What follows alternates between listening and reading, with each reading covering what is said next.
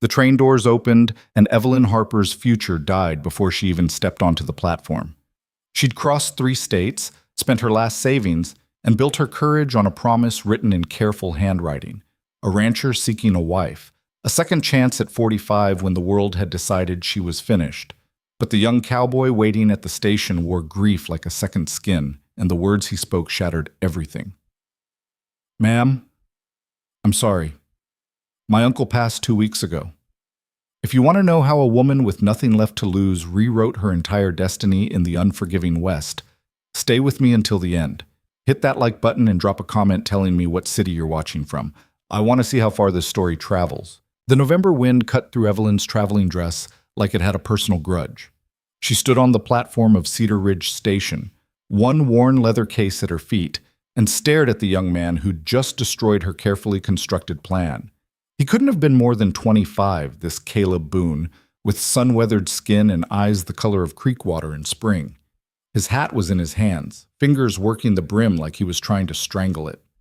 Behind him, the town of Cedar Ridge sprawled in shades of brown and gray, rough-hewn buildings, muddy streets, and the kind of frontier rawness that either made people stronger or broke them entirely. 2 weeks, Evelyn repeated, her voice steady despite the chaos in her chest. Your uncle has been dead for 2 weeks, and you're only telling me now? Caleb flinched.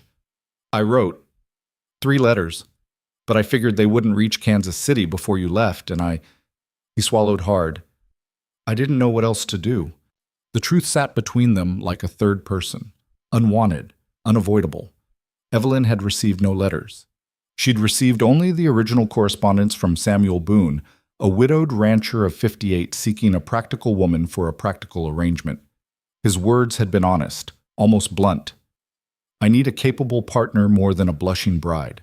If you can manage a household, weather hardship, and don't mind starting over in rough country, we might suit each other fine. She'd answered because at 45, with her sister's family in St. Louis, making it painfully clear she'd overstayed her welcome, and her savings dwindling to almost nothing, practical was all she had left. Romance was for young girls. She needed survival. Where are my trunks? She asked, forcing her mind to focus on immediate concerns rather than the yawning abyss of what came next. Already loaded on my wagon. Caleb gestured toward a sturdy buckboard hitched to 2 draft horses. Ma'am, I know this isn't what you expected, but if you'll let me take you to the ranch, we can what? The words came out sharper than she intended. Mr. Boone, I sold everything I owned. I spent my last dollars on that train ticket. I came here to marry your uncle and help build a life, and now you're telling me there's no uncle and no plan. She pulled her shawl tighter. What exactly do you propose I do now? The question hung in the cold air. Behind them, the train huffed and groaned, preparing to continue its journey west. A few other passengers disembarked, miners, merchants, a family with 3 small children who looked as lost as Evelyn felt. Caleb's jaw worked. The Copper Bell Hotel is respectable. I can pay for a room while you figure things out. Or, he stopped, seeming to wrestle with something. Or you could come out to the ranch, at least for tonight. It's a 2-hour ride, but there's space, and Mrs. Chen, she's our housekeeper. She'd make sure everything was proper. Evelyn studied him. Young, yes, but there was something in the set of his shoulders, the calluses on his hands, that spoke of hard work and harder responsibilities. His clothes were clean but worn, mended in places with careful stitches. And his eyes, those creek water eyes, held a desperation he was trying to hide. Why? She asked quietly. Why bring me to the ranch when you know this arrangement is finished? He met her gaze directly then, and she saw it. Fear. Not of her, but of something much bigger. Because I need help, he said, the words rough. Because my uncle built that ranch over 30 years, and it's dying, and I don't know how to save it. Because... He stopped, pressed his lips together. Because maybe if you see it, you might... Might what? Might stay anyway. The audacity of it struck her silent. This boy, and he was the boy, barely more, stood there asking her to salvage his crisis with the same desperation she'd felt writing to his uncle in the first place. The symmetry was almost cruel. Mr. Boone, she began. Caleb, please. Caleb. She adjusted her grip on her case.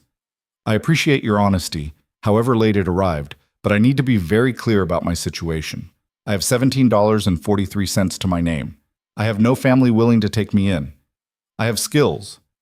I can manage a household. I can cook, sew, keep books, tend a garden.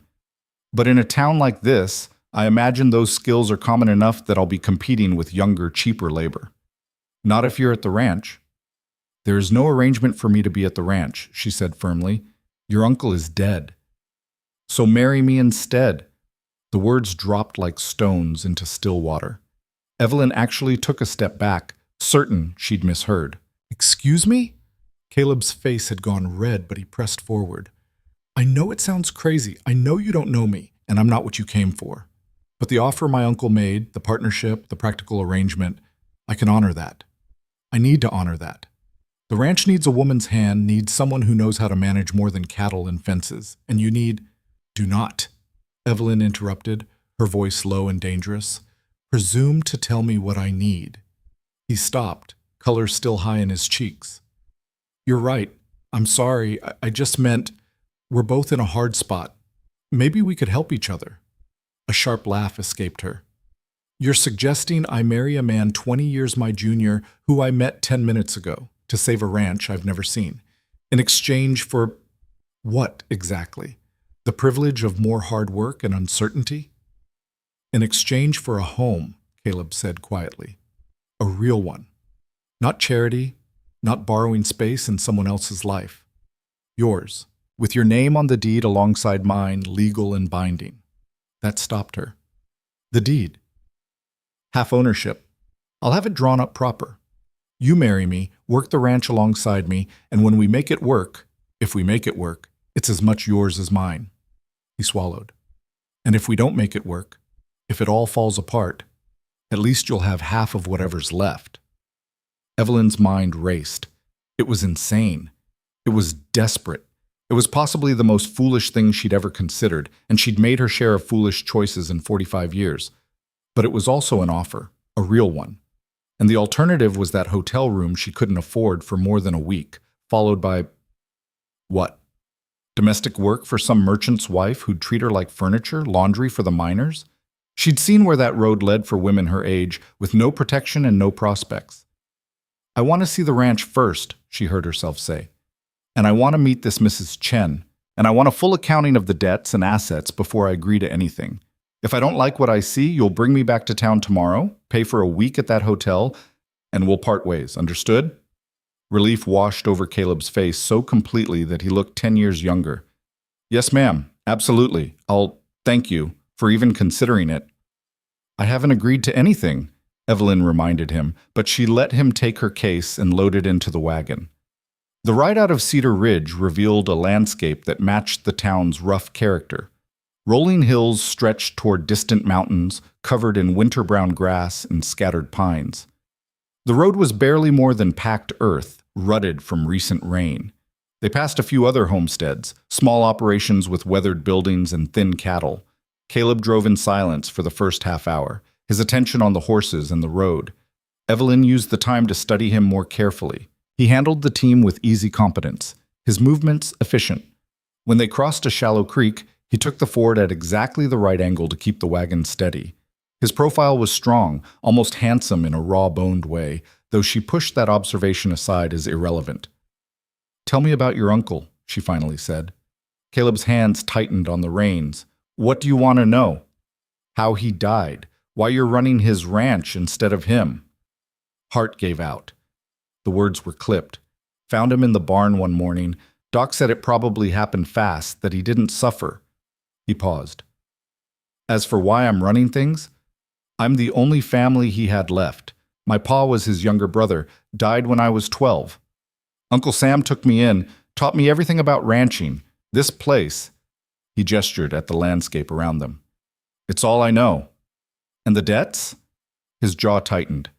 Last 2 years were hard. Drought, then a bad winter. Lost a lot of cattle. Had to take loans to restock, to buy feed, to keep things running. Uncle Sam was planning to turn it around this year, but he trailed off. But he died, and now you're left holding promises you can't keep. I can keep them, Caleb said, a flash of heat in his voice. I just need time. And help. The kind of help my uncle was looking for when he wrote to you. Evelyn considered this. What did he tell you about me? About his decision to find a wife? Said he was tired of being alone. Said the ranch needed a woman's presence again. My aunt died 10 years back, and the place had gotten rough around the edges. He showed me your letters. You seemed... Caleb hesitated. Sensible, strong, like someone who wouldn't fall apart when things got hard. And you think those qualities are enough to build a marriage on? I think they're better than most of what people call love. He glanced at her briefly. I've seen plenty of young couples start out starry-eyed and end up miserable. At least this way we'd know what we're getting into. A partnership, fair terms, no illusions. The cynicism in his voice surprised her coming from someone so young, but Evelyn couldn't argue with the logic. She'd seen the same failures he described. Her own sister had married for love at 19 and spent the next 20 years slowly drowning in disappointment. How old are you, Caleb? 24, almost 25. 20 years. The difference sat between them like a chasm. She was old enough to be his mother, had in fact helped raise her sister's children who were near his age. What would people say? What would they think? But then, what did it matter what they thought? She was here, in the middle of nowhere, with no other options. Pride was a luxury she couldn't afford. Tell me about the ranch itself, she said. The land, the buildings, the operation? Caleb's posture eased slightly, settling into more comfortable territory. 240 acres. Good grazing land, though it needs management. Rotational grazing, which Uncle Sam was starting to implement. Creek runs through the property, never goes dry even in bad years. Main house is solid, built from local timber. 2 barns, 1 for horses and equipment, 1 for hay and feed. Bunkhouse for the hands, though we're down to just 2 now, Carlos and Jimmy. And Mrs. Chen lives in a small cottage near the main house. How many cattle? About 100 head right now. Should be twice that. Evelyn did quick mental math. That's a significant loss. Yes, ma'am. And the specific debts? How much and to whom? He was quiet for a long moment. $3,000 to the bank in Cedar Ridge, another $800 to the feed supplier, few hundred more in smaller debts around town. Her stomach dropped. That's nearly $4,000. Yes, ma'am. How do you plan to pay it? By working. By rebuilding the herd, by getting through this year and the next. The bank's given me 6 months to show progress before they call the note. His voice hardened. I'll make it work. 6 months, Evelyn repeated. And if you don't? They take the ranch. The weight of it settled over her. This wasn't just about a young man in over his head. This was about 30 years of someone's life work circling the drain, about legacy and loss and the brutal mathematics of frontier survival. Your uncle must have trusted you very much, she said quietly. He didn't have a choice. Caleb's voice was rough. But yeah, he trusted me, and I'm not going to let him down. They crested a hill, and the ranch spread below them in the afternoon light. Evelyn's breath caught despite her best efforts to remain detached. The main house stood against a backdrop of pines, 2 stories of weathered timber with a wide porch wrapping around the front. Smoke curled from one chimney. The barns were indeed solid-looking, their red paint faded but their structures sound. Fences marked off various paddocks, and she could see cattle grazing in the distance, small dark shapes against the brown grass. It wasn't prosperous. The wear showed in dozens of small ways, sagging fence posts, a barn door hanging slightly crooked, winter-damaged shingles. But it was real, substantial. The kind of place that whispered promises of permanence if only you were willing to fight for it. It needs work, Caleb said, defensive. I know it looks like exactly what you said it was, Evelyn interrupted. A ranch that's struggling but not broken. Not yet. He shot her a surprised look but said nothing as he guided the wagon down the hill.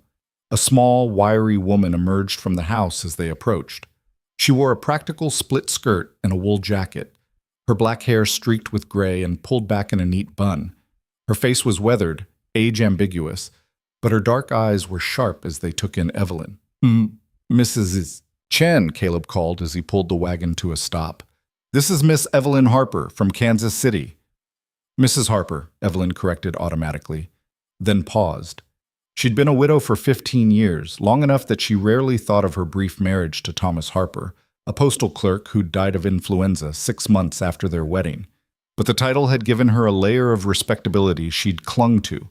Mrs. Chen's eyes flickered with interest. "Mrs. Harper, welcome." Her English carried a slight accent, but was perfectly clear.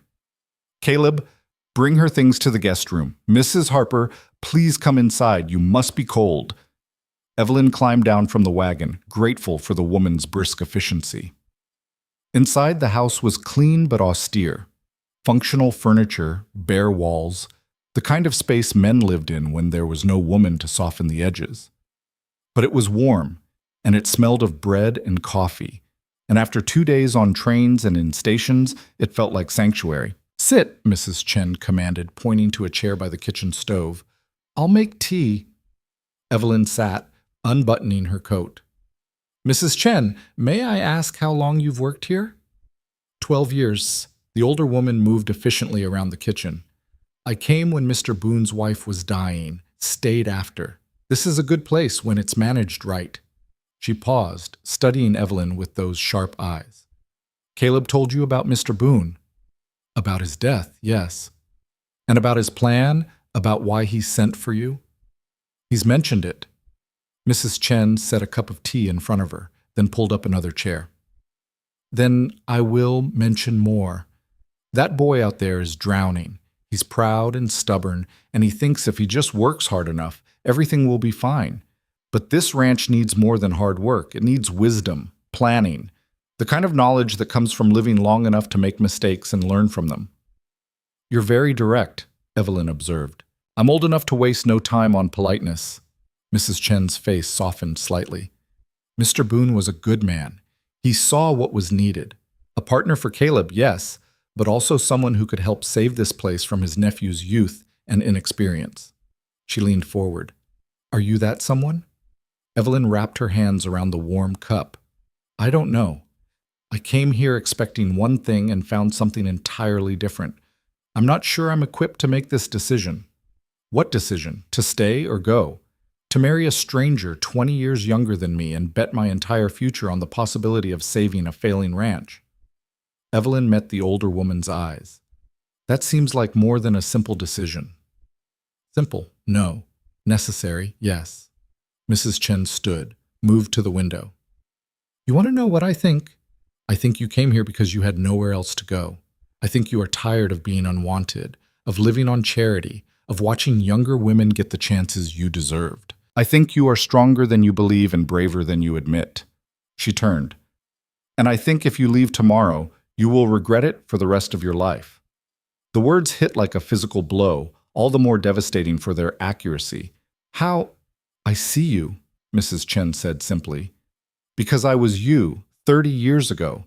Different country, same desperation. I took a chance that seemed foolish. It saved me." She moved back to the table. "This place, this ranch, it can be the same for you, but only if you are brave enough to seize it." Before Evelyn could respond, the door opened and Caleb stepped in, stamping mud from his boots. "Your room's ready, ma'am. I put your things upstairs, first door on the right. It's got a good stove, should stay warm enough." "Thank you." Evelyn stood, suddenly exhausted. "If you don't mind, I think I'd like to rest before dinner." "Of course." He hesitated. "Tomorrow morning, if you're willing, I can show you around properly. The books, the herd, everything. So you can make an informed decision." "That would be acceptable." She climbed the stairs to find a simple but clean room with a narrow bed, a dresser, a washstand, and indeed a small stove already radiating heat. Her trunks sat against one wall. Through the window, she could see the barns, and beyond them, the rolling hills turning gold in the late afternoon sun. Evelyn sat on the bed and allowed herself, finally, to feel the full weight of the day. She'd left Kansas City 48 hours ago with clear expectations: a practical marriage to an older widower, a defined role, security.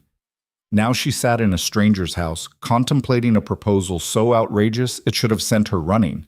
But she wasn't running. That was the truth she had to face. Despite everything, despite the insanity of Caleb's offer, she was here, considering it. Because Mrs. Chen was right. Where else did she have to go? She unpacked methodically, hanging her 2 good dresses, arranging her toiletries, finding small comfort in the familiar ritual of establishing order. When she came downstairs an hour later, she found the kitchen table set for 4.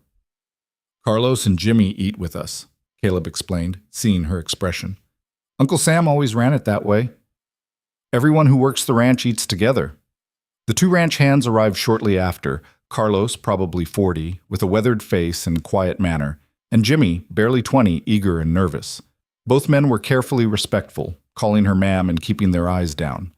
Dinner was simple but plentiful: roasted chicken, potatoes, bread, vegetables from Mrs. Chen's root cellar. The conversation was minimal, the men clearly uncomfortable with a stranger at the table. But Evelyn noticed things: how Carlos deferred to Caleb on ranch matters, but offered gentle corrections when needed, how Jimmy hung on Caleb's words like gospel, how Mrs. Chen watched all of them with those sharp, assessing eyes.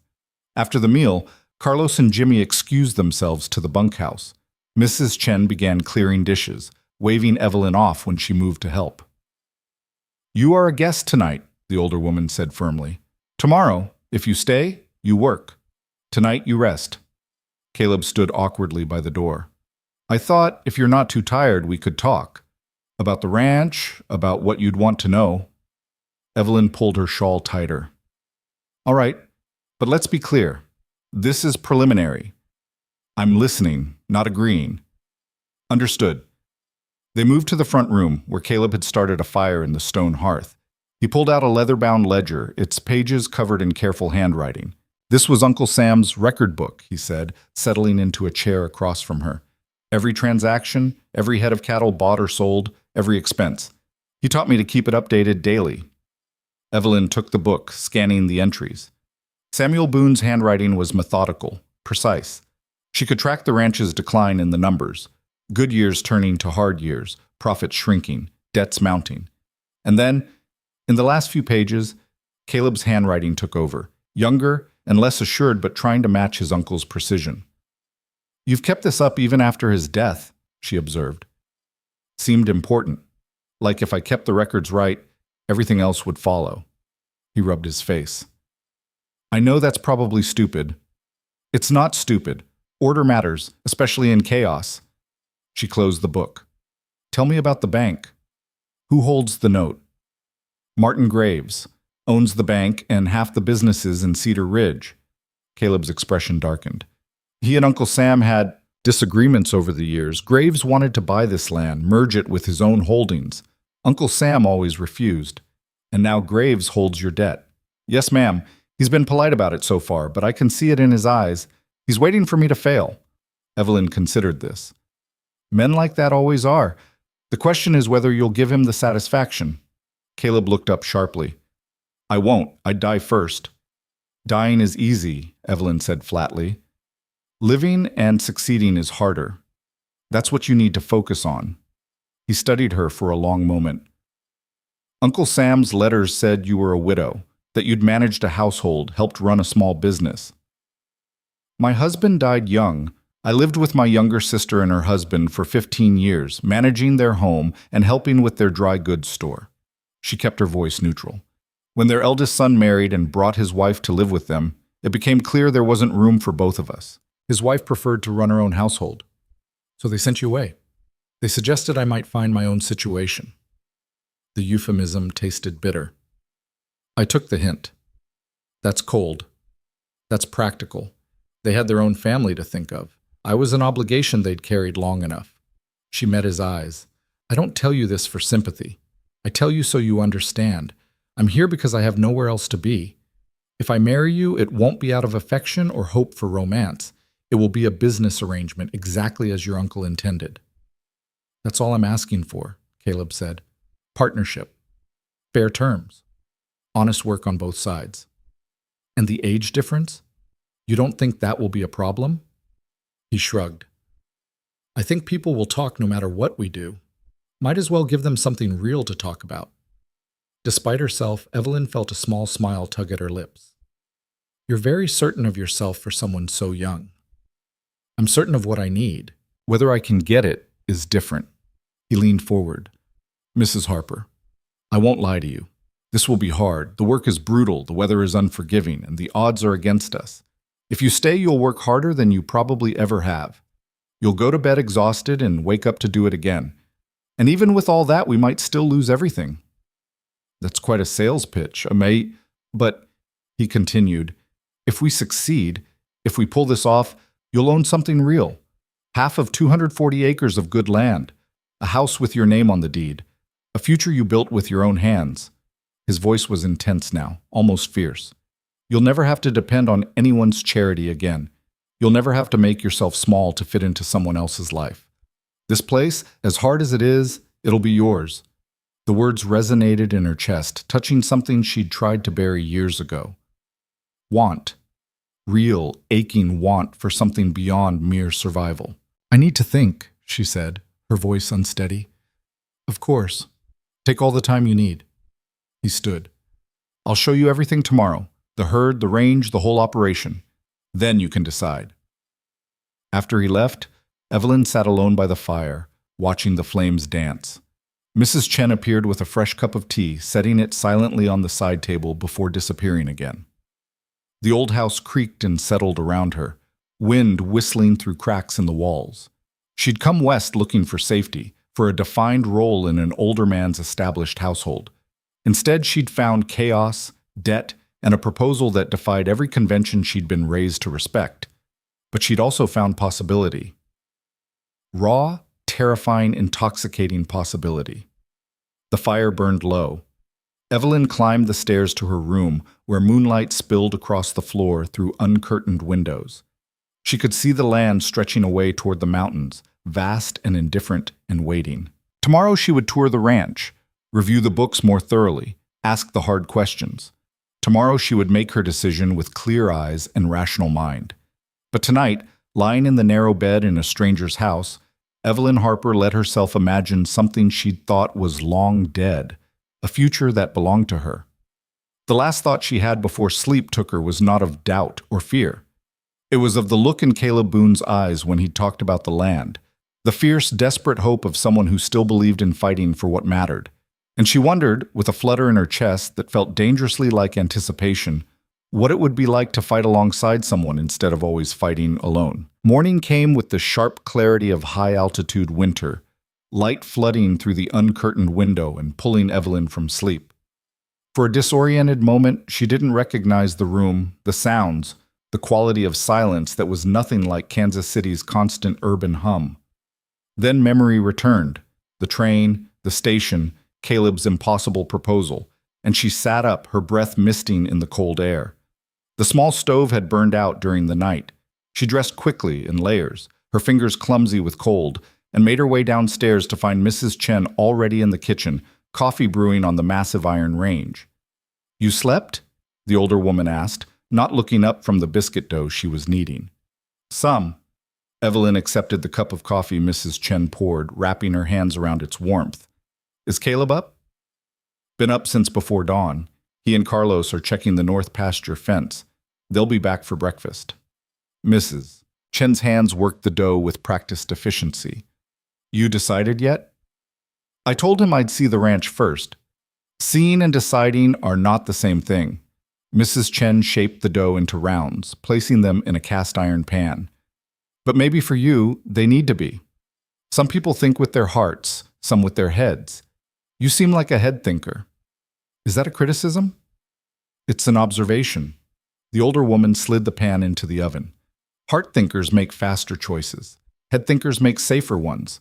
Neither is wrong, but out here, sometimes fast matters more than safe." Evelyn sipped her coffee, considering this.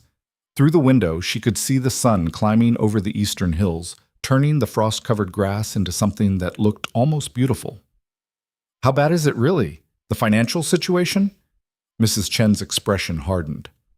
"Bad enough that if Martin Graves wanted to push, he could probably call the note tomorrow and take everything. He's giving Caleb rope, waiting to see if the boy will hang himself or climb out." "Why would he wait?" "Because taking the ranch now looks cruel. Young man just lost his uncle, trying to hold things together. But if he waits 6 months and Caleb fails despite being given a chance?" She shrugged. "Then Graves looks reasonable, patient. Just a businessman protecting his interests when the debtor couldn't perform." "That's calculated." That's Martin Graves. Mrs. Chen pulled eggs from a basket. He's been wanting this land for years. The creek that runs through the property feeds into his holdings downstream. Control the water source, control everything below it. Mr. Boone understood that. It's why he never sold, even when times got hard. And now Caleb's holding on to that principle while drowning in debt. Pride and principle look very similar from a distance, Mrs. Chen said. Sometimes it's hard to tell which one you're dying for. The words settled over the kitchen like dust. Evelyn finished her coffee, rinsed the cup, and without asking began setting the table for breakfast. Mrs. Chen noted the gesture with a small nod, but said nothing. Caleb and Carlos came in 20 minutes later, bringing cold air and the smell of horses and leather. Caleb's face was windburned, his hands red despite his gloves. He stopped short seeing Evelyn at the table. "Morning, ma'am. I wasn't sure you'd be up yet." "I'm an early riser," she said. "Always have been." Jimmy arrived moments later and they settled into breakfast with the same quiet efficiency as dinner the night before.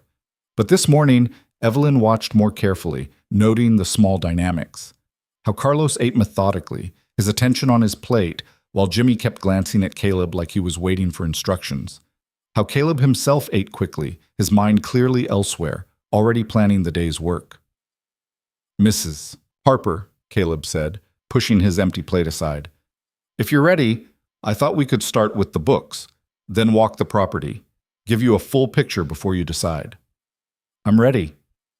They moved to the ranch office, a small room off the main hall that smelled of leather and old paper. Caleb spread the ledgers across a scarred desk, and for the next hour, Evelyn examined the ranch's financial reality with the same careful attention she'd once given to her brother-in-law's store accounts. The numbers told a brutal story. Samuel Boone had run a profitable operation for years, building slowly and steadily. Then 2 years ago, everything had started to unravel. A summer drought had withered the grazing lands. The following winter had been savage, killing cattle and requiring expensive supplemental feed. Samuel had borrowed to restock, betting on a good year to recover. But that good year hadn't come, and now the debt had compounded into something suffocating. "The $3,000 to the bank," Evelyn said, tracing the entry. "When is it due?" "Technically, it's already due. Graves extended it 6 months after Uncle Sam died. Said he wanted to give me a chance." Caleb's voice was tight. "That extension runs out in May." 5 months. "Yes, ma'am." She moved to the smaller debts. "The feed supplier, Jenkins in Cedar Ridge?" "He's been patient, known him for years, but he's got his own bills to pay." "And these?" She pointed to several entries marked with initials rather than names. Caleb's jaw worked. "Personal debts. People Uncle Sam borrowed from when the bank wasn't enough. Neighbors, mostly. A few hundred here, a few hundred there." "How many people know about this? The full extent of it?" "Just the ones we owe, and Mrs. Chen." He met her eyes. "And now you." Evelyn sat back, processing. If you miss even one of these payments, word will spread. In a town like Cedar Ridge, financial trouble is gossip currency." "I know." "And if people think the ranch is failing, they'll start calling in debts faster. Everyone will want to be first in line before there's nothing left to collect." "I know that too." His voice was strained. "That's why I need to show progress. Real, visible progress. Enough to make people believe we're turning it around. In 5 months. In 5 months." The impossibility of it hung between them. Evelyn looked at the ledgers, at the careful columns of numbers that added up to disaster, and felt the weight of the decision pressing down on her shoulders. "Show me the land," she said. They spent the next 3 hours touring the ranch. Caleb was thorough, showing her everything, the good and the bad. The north pasture where the fence was failing and needed to be completely rebuilt. The hay barn where the roof leaked and half the stored feed had been damaged by moisture. The creek that was indeed reliable, flowing clear and cold even in late November. The cattle themselves, thinner than they should be, but not critically so. Watching the humans with the wary eyes of creatures that had survived a hard season. Carlos joined them partway through, his quiet presence adding details Caleb missed. The young steers that would be ready for market by spring. The 3 cows likely to calve in the next few weeks. The The section of grazing land that could be improved with rotational fencing if they had the time and materials. How many more cattle would you need to make the ranch viable? Evelyn asked. Caleb and Carlos exchanged glances. Another 100 head, Carlos said. Maybe more. But buying cattle now, with no money and no credit. He shrugged. What if we bred more instead of buying? Takes time, Caleb said. A cow's pregnant for 9 months, then the calf needs time to grow before its market weight. We're looking at over a year, maybe 2, before we'd see return.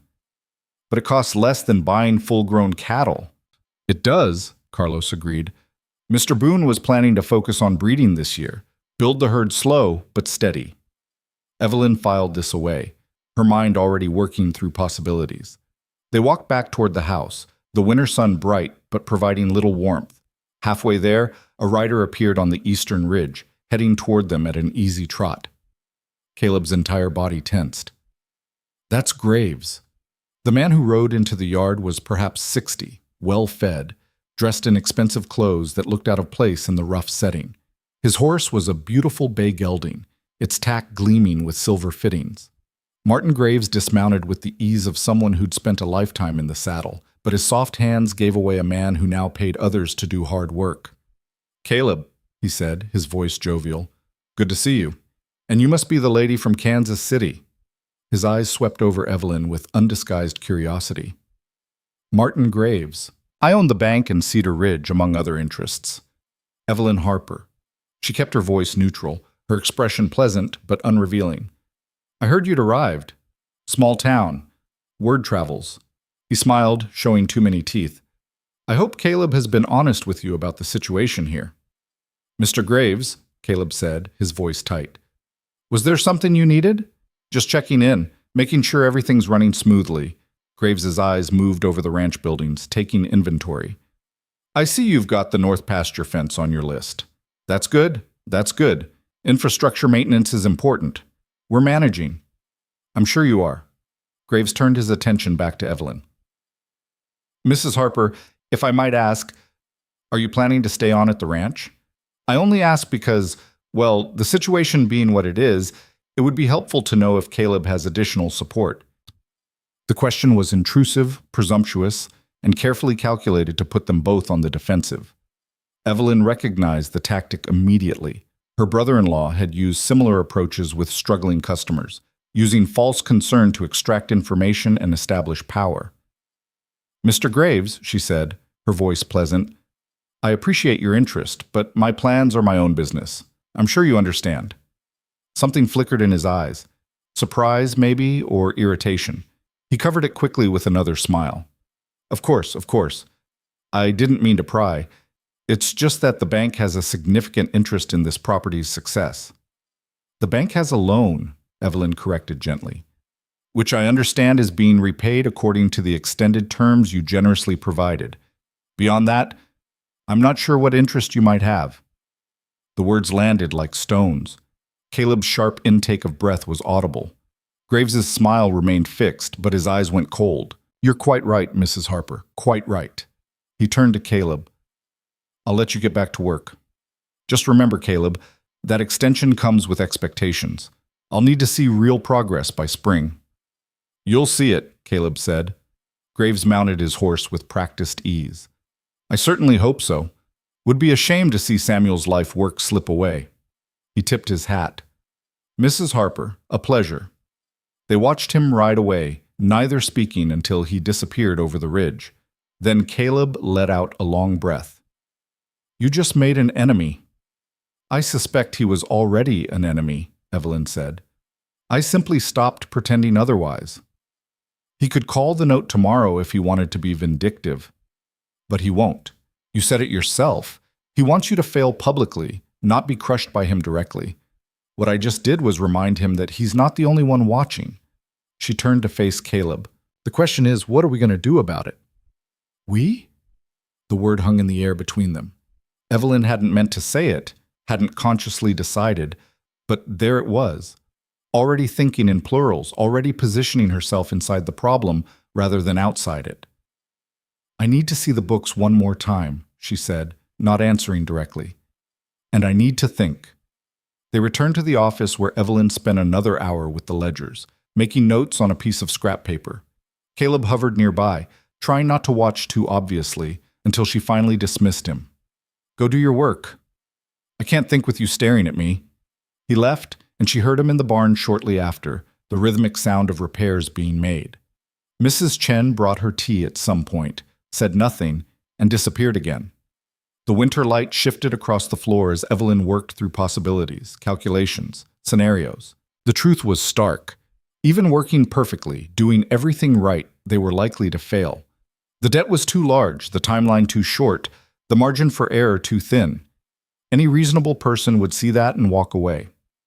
But Evelyn found herself thinking about what Mrs. Chen had said, about fast choices versus safe ones, about the difference between pride and principle, about taking a chance that seemed foolish. And she thought about Martin Graves's cold eyes, his proprietary way of looking at the ranch, his assumption that everything could be acquired if you just waited long enough for people to break. 45 years had taught her many things. One was that safe choices weren't actually safe. They just felt that way until they weren't. She'd made the safe choice marrying Thomas Harper, and he died 6 months later. She'd made the safe choice staying with her sister, and they'd pushed her out anyway. She'd even made the safe choice coming west to marry Samuel Boone, and he'd been dead before she arrived. Maybe it was time to make the dangerous choice. When Caleb came in for the midday meal, she was still at the desk, surrounded by papers covered in her small, precise handwriting. He stopped in the doorway, reading her expression. You're leaving. I'm staying. His face went blank with shock. What? I'm staying on conditions. She gestured to the chair across from her. Sit down. We need to discuss terms. He sat, looking dazed. You're serious? Completely. But we do this my way, on my terms, with absolute honesty between us. Agreed? Yes. Anything. Don't agree to anything until you've heard it. She pulled her notes forward. First, the marriage. It will be legal and binding, with both our names on the deed as you promised. But it will also be practical. Separate bedrooms, no expectations of intimacy unless both parties agree at some future point. We're partners, not lovers. Clear? Red crept up Caleb's neck, but he nodded. Clear. Second, the finances. I'll take over the books completely. All purchasing decisions, all budget allocations, all negotiations with creditors go through me. You run the ranch operations, the cattle, the land, the physical work. I run the business side. Neither of us makes major decisions without consulting the other, but within our spheres we have final say. Agreed? Agreed. Third, the timeline. We have 5 months to show Martin Graves enough progress that he can't justify calling the note. That means we need visible, measurable improvements. New cattle, better fences, cleared debts. We need the town to see this ranch coming back to life. Caleb leaned forward. How? I'm still working that out, but I have some ideas. She met his eyes. This will require sacrifices. From both of us. We'll work harder than either of us has probably ever worked. We'll have no luxuries, no comforts, no margin for waste. Every dollar, every hour, every ounce of energy goes into saving this ranch. Can you commit to that? Yes. Think before you answer, she said sharply. You're 24 years old. You're committing to marriage with a middle-aged woman you met yesterday. You're committing to backbreaking labor with no guarantee of success. You're betting your entire future on the possibility that we can beat odds that are overwhelmingly against us. She paused.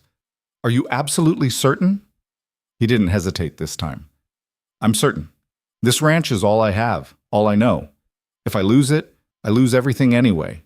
At least this way I'm fighting with someone who knows what they're doing. I don't know what I'm doing, Evelyn admitted. I'm making this up as I go, hoping experience and determination will be enough. It's more than I have alone. The honesty in his voice struck her. She looked at this young man, too young really for the burdens he carried, and saw something she recognized. The determination of someone who had no choice but to succeed. All right then, we have an agreement. She extended her hand across the desk. He took it, his grip firm and calloused. Thank you, I swear I'll… No, she cut him off. No promises about what you'll do or how grateful you'll be. We're partners now. We both work, we both benefit, we both risk everything. Thank me when we've succeeded, not before. A slow smile spread across his face. Yes, ma'am. And stop calling me ma'am. If we're married, it's Evelyn. Evelyn, he repeated, testing the name. I'm Caleb. I know. She released his hand, pulling her notes back. Now here's what we're going to do.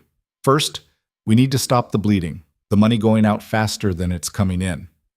That means I need to see every expense, every contract, everything we're committed to. Second, we need to start rebuilding credibility.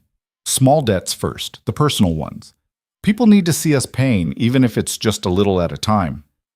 That's opposite of what I've been doing, Caleb said. I've been trying to hold on to every dollar for the big debts. I know. But Martin Graves doesn't care if you pay him in installments. He wants the full amount or he wants the ranch. The neighbors and small creditors, though? They'll accept partial payments, and every time they do, they become invested in our success instead of our failure. She tapped her notes. We turn them from creditors into allies. Caleb's expression shifted as he processed this. That's smart. That's survival. I learned it watching my brother-in-law's store. Customer loyalty isn't about perfection. It's about showing you're trying and asking them to be part of the solution. She moved to the next item. Third, we need new revenue. The cattle you have won't be ready for market for months, but what else can the ranch produce? Anything we can sell now? He thought for a moment. Hey, we've got more than we need for our own herd, could sell the surplus. How much could we get? Maybe $50, $60, if we're lucky. It wasn't much, but it was something. What else? Carlos is good with horses. We've got 3 we could break and sell, maybe bring in another 100 if we find the right buyers. He frowned, thinking, and Mrs. Chen mentioned something about chickens, said we could sell eggs and meat in town. That would be mostly her work, Evelyn said. I'll discuss it with her. What about your skills? Could you hire out for specialized work? Breaking horses, maybe, or fence building, but that takes time away from the ranch. Everything's a trade-off, Evelyn agreed. We'll have to be strategic about it. She made more notes. All right, here's the plan for the next month. You and Carlos focus on getting that north pasture fence repaired. We need to show visible improvement that anyone riding by can see. Jimmy can handle the daily cattle work.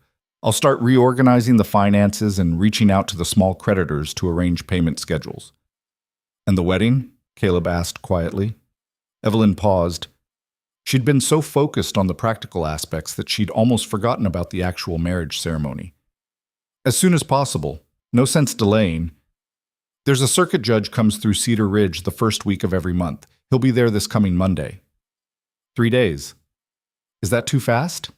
She almost laughed. Too fast? She'd agreed to marry a stranger and save a failing ranch in less than 24 hours. What was 3 more days? It's fine, but Caleb, we need to be clear about how we present this to people. The age difference, the timing, the circumstances, people will talk. Let them talk.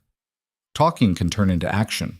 If people decide we're fraudulent or inappropriate, it could affect business relationships. We need a story that's honest but doesn't invite excessive scrutiny. He considered this. What if we say that my uncle had been corresponding with you, that we met when you arrived to discuss his estate, and we decided to honor his wishes by continuing the partnership he'd envisioned? That's true enough, Evelyn said. It leaves out the desperation on both sides, but it's not a lie. And if people ask about the age difference, we tell them it's none of their business, politely. She met his eyes. But Caleb, you need to understand. There will be assumptions about why a younger man would marry an older woman. Some will assume I'm wealthy, which we'll quickly disprove. Some will assume other things, less flattering. I don't care what they assume. You might when it affects the ranch's reputation. Then we prove them wrong, he said firmly. We work hard. We paid our debts. We build something real. Eventually, that speaks louder than gossip. The confidence in his voice was almost convincing. Evelyn wanted to believe it was that simple, but 45 years had taught her that gossip had a way of outlasting facts. Still, it was a problem for later. Right now, they had more pressing concerns. All right, Monday then. We'll need witnesses.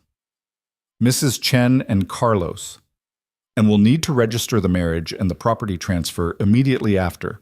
I want my name on that deed before Martin Graves hears about this wedding. Understanding dawned in Caleb's eyes. You think he'll try to block it? I think he'll try something. Better to present him with a legal fait accompli than give him time to interfere. They spent the rest of the afternoon going through details, planning logistics, arguing over priorities. Mrs. Chen appeared at dinner time, took one look at them both, and nodded with satisfaction. "So you're staying," she said to Evelyn. It wasn't a question. "I'm staying." "Good. You'll need a dress for the wedding. I have one that might fit with alterations." "That's not necessary." "It is necessary," Mrs. Chen interrupted. "You marry in your traveling clothes, people will say the ranch is too poor to afford a proper wedding.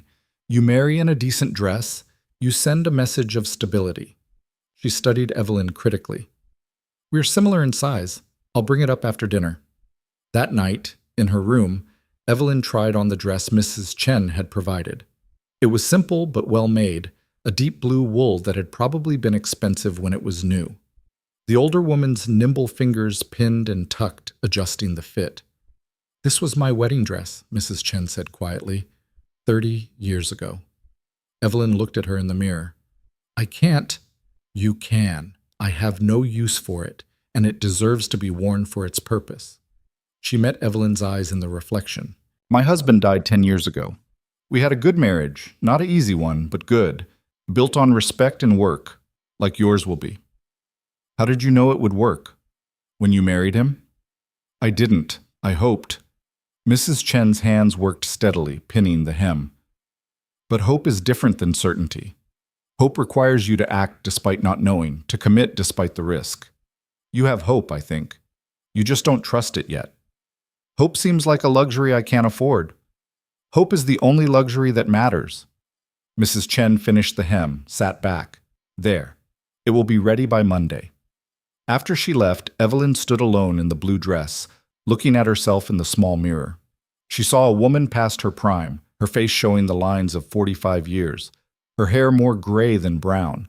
But she also saw something else, a determination in her eyes that hadn't been there in years, a set to her jaw that spoke of decisions made and committed to. In 3 days, she would marry a man 20 years younger than her. She would tie her fate to a failing ranch and a mountain of debt. She would bet everything on the possibility of success against overwhelming odds. It was madness. It was also the first thing in years that felt like choosing rather than accepting. The next 3 days passed in a blur of activity. Evelyn took complete control of the ranch's financial records, spending hours reorganizing the ledgers and creating a clear picture of exactly where they stood. The reality was even grimmer than she'd initially calculated, but at least now she understood it completely. She wrote careful letters to each small creditor, explaining the situation and proposing payment schedules. "Dear Mr. Jenkins," one began, "I am writing to discuss the outstanding debt of $180 owed to you by the Boone Ranch. I understand this debt has been accumulating for several months, and I want to assure you of our commitment to settling it in full. I propose a payment schedule of $30 per month beginning December 1st, which would clear the debt in 6 months. In addition, we would like to continue doing business with you for necessary supplies paid on delivery. I believe this arrangement serves both our interests and demonstrates our good faith. Please respond at your earliest convenience." Carlos rode into town to deliver the letters personally, with instructions to wait for responses where possible. When he returned late that afternoon, he brought cautiously positive news. "Most were willing to accept the payment plans," he reported. "Jenkins especially seemed relieved that you'd contacted him directly. He said he respects someone who faces problems head-on rather than hiding from them." "Good."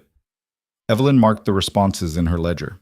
"That's $300 in small debts that we've just converted from enemies to allies. It's a start." Caleb and Carlos had finished repairing the north pasture fence, a visible improvement that anyone passing could see. They'd also sorted the cattle, identifying the ones ready for sale in spring and the breeding stock they'd focus on. Jimmy had proved himself capable of handling the daily feeding and care, freeing the more experienced hands for larger projects. On Sunday evening, the night before the wedding, Evelyn found herself unable to sleep. She wrapped a shawl around her shoulders and slipped downstairs, intending to sit by the fire. But she found Caleb already there, staring into the flames. "Can't sleep either?" she asked. He looked up, startled. "Keep thinking about tomorrow. About everything changing." She settled into the chair opposite him. Having second thoughts? No. You? Constant ones. But I'm doing it anyway. She studied him in the firelight. Caleb, I need to ask you something, and I need you to answer honestly. All right. Why did you really propose this? And don't tell me it's just about the ranch. You could hire a housekeeper, a bookkeeper, manage the business side without marriage. Why this? He was quiet for a long moment, his eyes on the fire. You want the truth? I'm terrified of failing, of losing the ranch, of letting my uncle down, of proving that I'm not capable of this. He looked at her. When you stepped off that train, I saw someone who wasn't afraid. Or if you were, you didn't let it stop you. You'd cross 3 states alone, ready to marry a stranger, rebuild your whole life. That takes more courage than I've got. I was desperate. So was I. So am I. He leaned forward, elbows on his knees. But it's more than that. My uncle told me once that the strongest partnerships are built on need that turns into respect, that turns into something deeper. He said that's what he had with my aunt. Started as necessity, became admiration, ended as love. He paused. I'm not asking for love, but I'm asking for the chance to build something real with someone who won't quit when it gets hard. The honesty in his voice made her throat tight. I can't promise I won't quit. I can only promise I'll try not to. That's all anyone can promise. They sat in comfortable silence, watching the fire burn down to embers. Finally, Evelyn stood. Tomorrow changes everything, she said. I know. There's no going back once we do this. I know that too.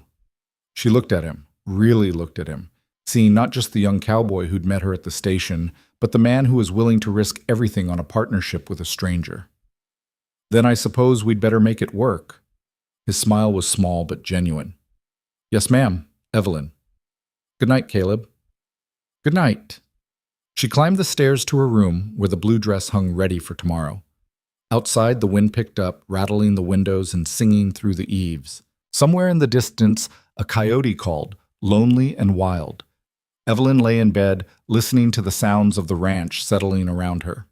In less than 12 hours, she would become Evelyn Boone, co-owner of 240 acres of struggling land and crushing debt. She would tie herself legally and irrevocably to a man she barely knew, in a place that was still foreign to her. Every rational part of her mind screamed that this was a mistake. But the part that had survived 45 years of disappointments and small deaths, the part that had learned to recognize opportunity even when it came wrapped in danger, that part whispered something different. This was her chance, perhaps her last one, and she was going to seize it with both hands and refuse to let go, no matter how hard the fight became. Tomorrow, she would make a promise, and then she would do everything in her power to keep it, because the alternative, going back to being unwanted, unnecessary, a burden to be tolerated, was worse than any amount of hard work or uncertainty. She fell asleep finally, as the first light of dawn began to gray the eastern sky, with the strange certainty that she was exactly where she needed to be. The wedding took less than 15 minutes. Judge Hartwell was a practical man who'd performed hundreds of frontier marriages, and he wasted no time on sentimentality. He read the required words in the cramped office above the general store in Cedar Ridge, witnessed by Mrs. Chen and Carlos, while Caleb and Evelyn stood side by side in their best clothes and promised to honor a partnership neither fully understood yet. When the judge pronounced them married, Caleb's hand trembled slightly as he signed the certificate. Evelyn's signature beside his was steady, practiced from years of signing her brother-in-law's business documents. She'd done harder things than write her new name, Evelyn Boone. Congratulations, Judge Hartwell said, handing Caleb the marriage certificate. The property deed transfer will be recorded at the county office by end of week. You'll both receive copies. He glanced at Evelyn with undisguised curiosity. Welcome to Cedar Ridge, Mrs. Boone. I hope you find it suits you. Thank you, Your Honor. They emerged onto Cedar Ridge's main street into weak December sunlight. A few townspeople stared openly. News of the wedding had spread, as news always did in small towns. Evelyn kept her chin high, her hand light on Caleb's offered arm, and pretended not to notice the whispers. We need to stop at the bank, she said quietly. Caleb tensed. Now? Now, before Martin Graves hears about this wedding from anyone but us. They found Graves in his office, a room decorated to impress with dark wood paneling and a massive desk that dwarfed everything else. He looked up as they entered, and Evelyn watched the calculation flash across his face as he registered her presence beside Caleb. "Well," Graves said slowly, standing, "this is unexpected." "Mr. Graves," Caleb said, his voice formal, "I wanted to inform you personally that Mrs. Harper and I were married this morning. She's now Mrs. Boone and co-owner of the ranch property." Graves's smile didn't reach his eyes. "How sudden. My congratulations to you both." He turned his attention to Evelyn. "I must say, Mrs. Boone, you work quickly. Arrived Thursday, married Monday. That must be some kind of record." "My late husband and I were engaged for 3 months before marrying," Evelyn said pleasantly. "I learned then that long engagements don't guarantee anything except wasted time. Caleb and I are both practical people entering a practical arrangement." "Practical," Graves repeated. "Is that what we're calling it?" He settled back in his chair. "Well, I suppose it's your business. Though I do hope this doesn't complicate our existing financial arrangement." "It doesn't," Evelyn said. "The debt remains unchanged, as do the payment terms you established. We simply wanted to ensure you heard the news directly rather than through gossip." "How considerate," Graves steepled his fingers. "And may I ask, Mrs. Boone, what experience you bring to ranching? I'd hate to think Caleb has taken on another mouth to feed when he's already struggling." The condescension in his voice was deliberate, designed to provoke. Evelyn felt Caleb stiffen beside her but kept her own expression neutral. "I managed my family's business accounts for 15 years, Mr. Graves. I understand budgets, creditors, and the importance of strategic planning. As for being a burden, I assure you I've never been that in my life, and I don't intend to start now." She paused. "We'll see you again in May with our progress report. Good day." She turned and walked out before Graves could respond, hearing Caleb's boots follow quickly behind her. They didn't speak until they were back in the wagon, heading out of town. "You made him angry again," Caleb said, but there was admiration in his voice. He was already angry. Men like Graves don't like being surprised, and our marriage surprised him. She adjusted her shawl against the cold. "He'll be watching us more carefully now, looking for any excuse to call the note early." "Then we won't give him one." The words were brave, but Evelyn heard the uncertainty underneath. She said nothing, letting the horses' steady pace fill the silence as they left Cedar Ridge behind. Back at the ranch, Mrs. Chen had prepared a simple dinner that felt oddly festive. Roast chicken, potatoes with herbs, dried apple pie. Carlos and Jimmy were freshly scrubbed and awkward in clean shirts, clearly uncomfortable with the formality of a wedding celebration. "To Mr. and Mrs. Boone," Mrs. Chen said, raising her glass of cider. "May your partnership be long and prosperous." They drank to that, and then the meal continued with the same quiet efficiency as always. But something had shifted. Evelyn was no longer a guest, no longer temporary. She was the lady of the house now, for better or worse, and everyone seemed to feel the weight of that change. After dinner, as darkness settled over the ranch, Evelyn found herself alone in what was now her permanent room. Mrs. Chen had moved her trunks earlier, making space in the drawers and wardrobe. It was official now, binding. This was her home.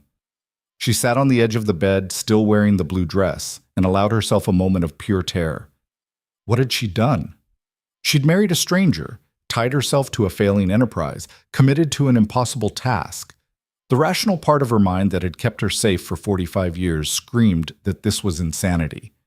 But the other part, the part that was tired of being safe, tired of being unnecessary, tired of watching her life slip away in someone else's borrowed spaces. That part whispered that she'd finally done something brave. A soft knock interrupted her thoughts. "Evelyn?" Caleb's voice through the door. "Are you all right?"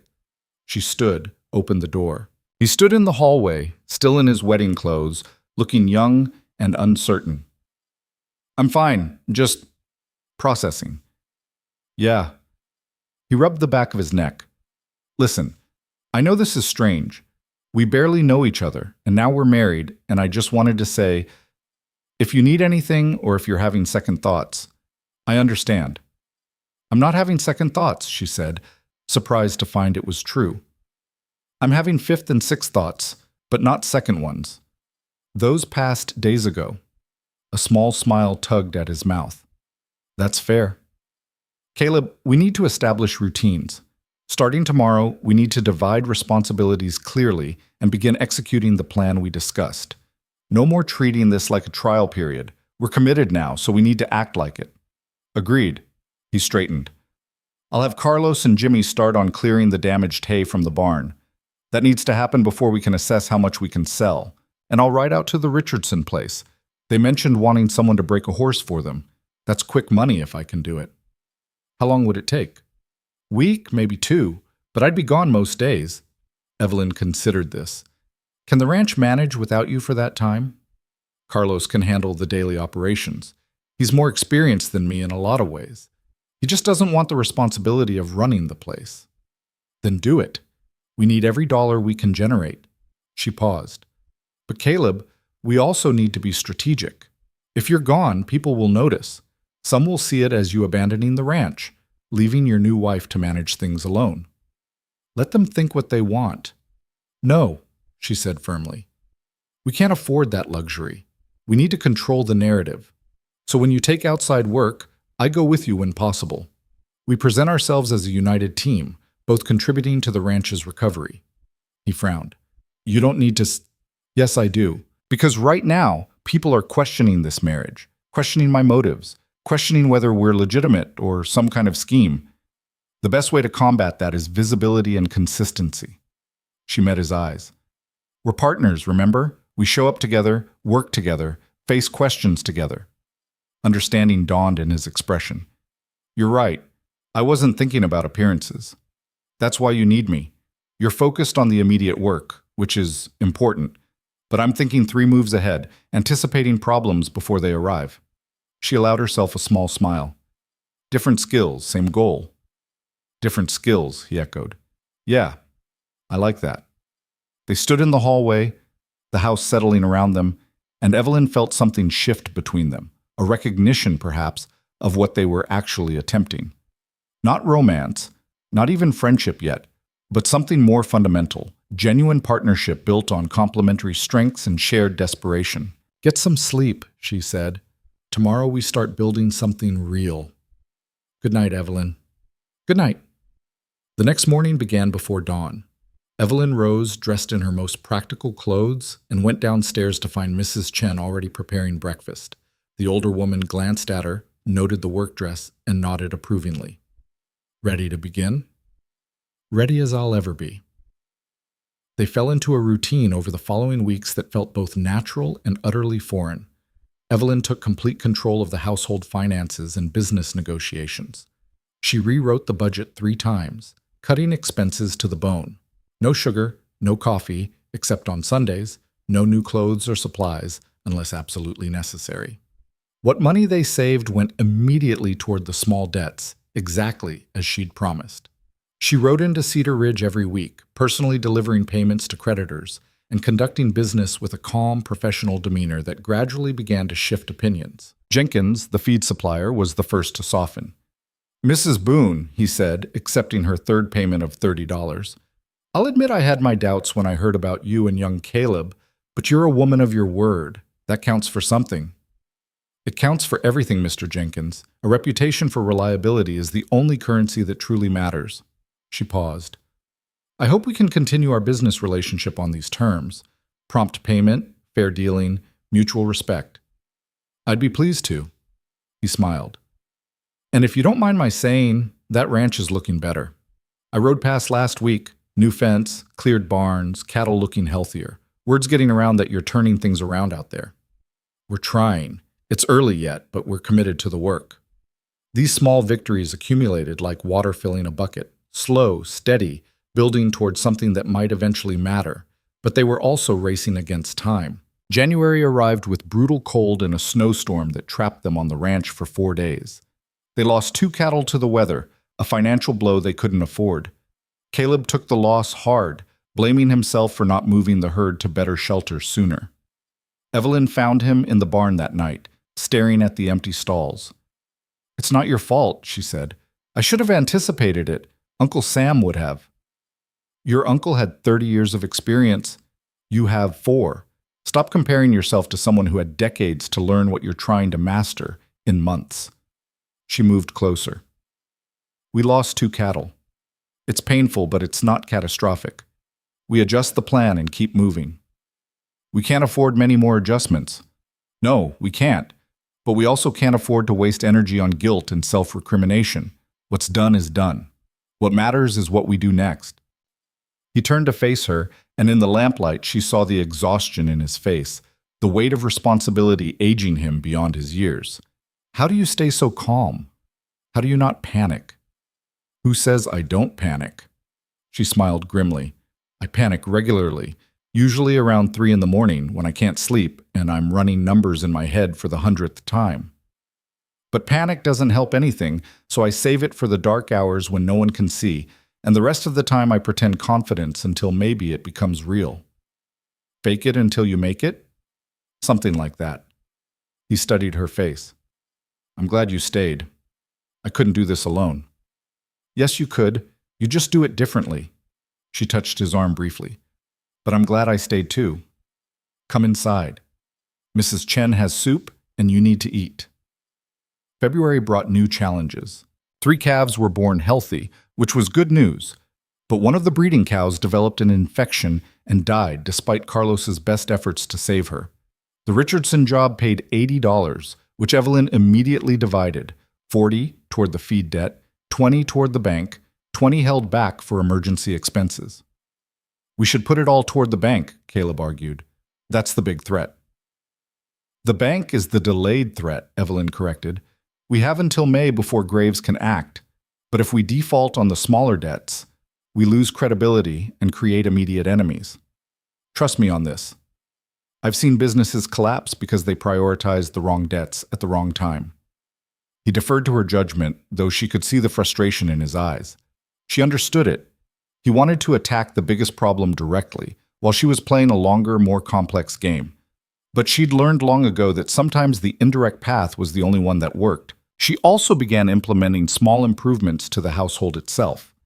Mrs. Chen's chicken operation started producing enough eggs to sell in town, adding a few dollars each week. Evelyn reorganized the pantry and root cellar, maximizing storage and minimizing waste.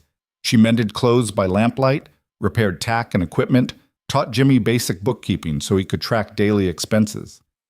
You're making something out of nothing, Mrs. Chen observed one evening, watching Evelyn transform an old dress into curtains for the kitchen. I'm making use of what we have. That's not the same as nothing. It is the same skill. My mother did this in China, took scraps and made them beautiful, took little and made it enough. The older woman smiled. You have survivor's hands. They know how to hold on when everything else wants to slip away. The word stayed with Evelyn. Survivor's hands. Yes, that's what she had. And now she was using them to grip this ranch, this marriage, this improbable partnership, refusing to let go no matter how hard the world tried to shake her loose. By mid-March, they'd paid off 3 of the small debts completely and reduced the others by half. The ranch showed visible improvements, fences repaired, buildings maintained, cattle healthier and better managed.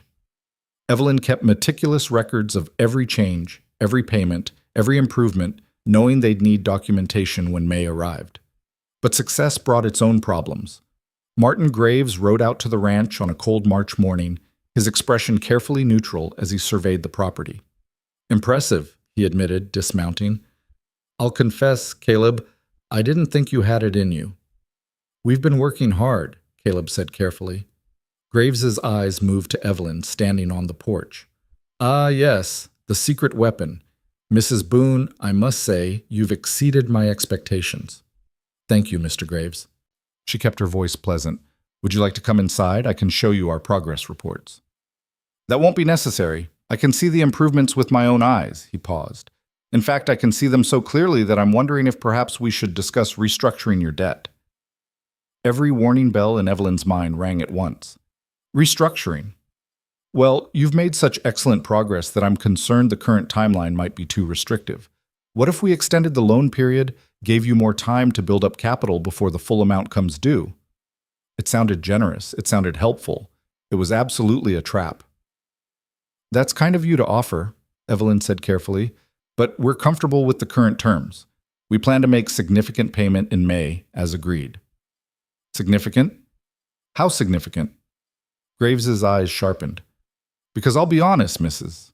Boone, even with all these improvements, I don't see how you'll raise $3,000 in 2 months. We don't need to raise $3,000. We need to show substantial progress, enough to demonstrate that the ranch is viable and recovering. That was the spirit of the extension you granted. The spirit, yes, but the letter of the agreement requires full payment. Evelyn felt ice in her stomach.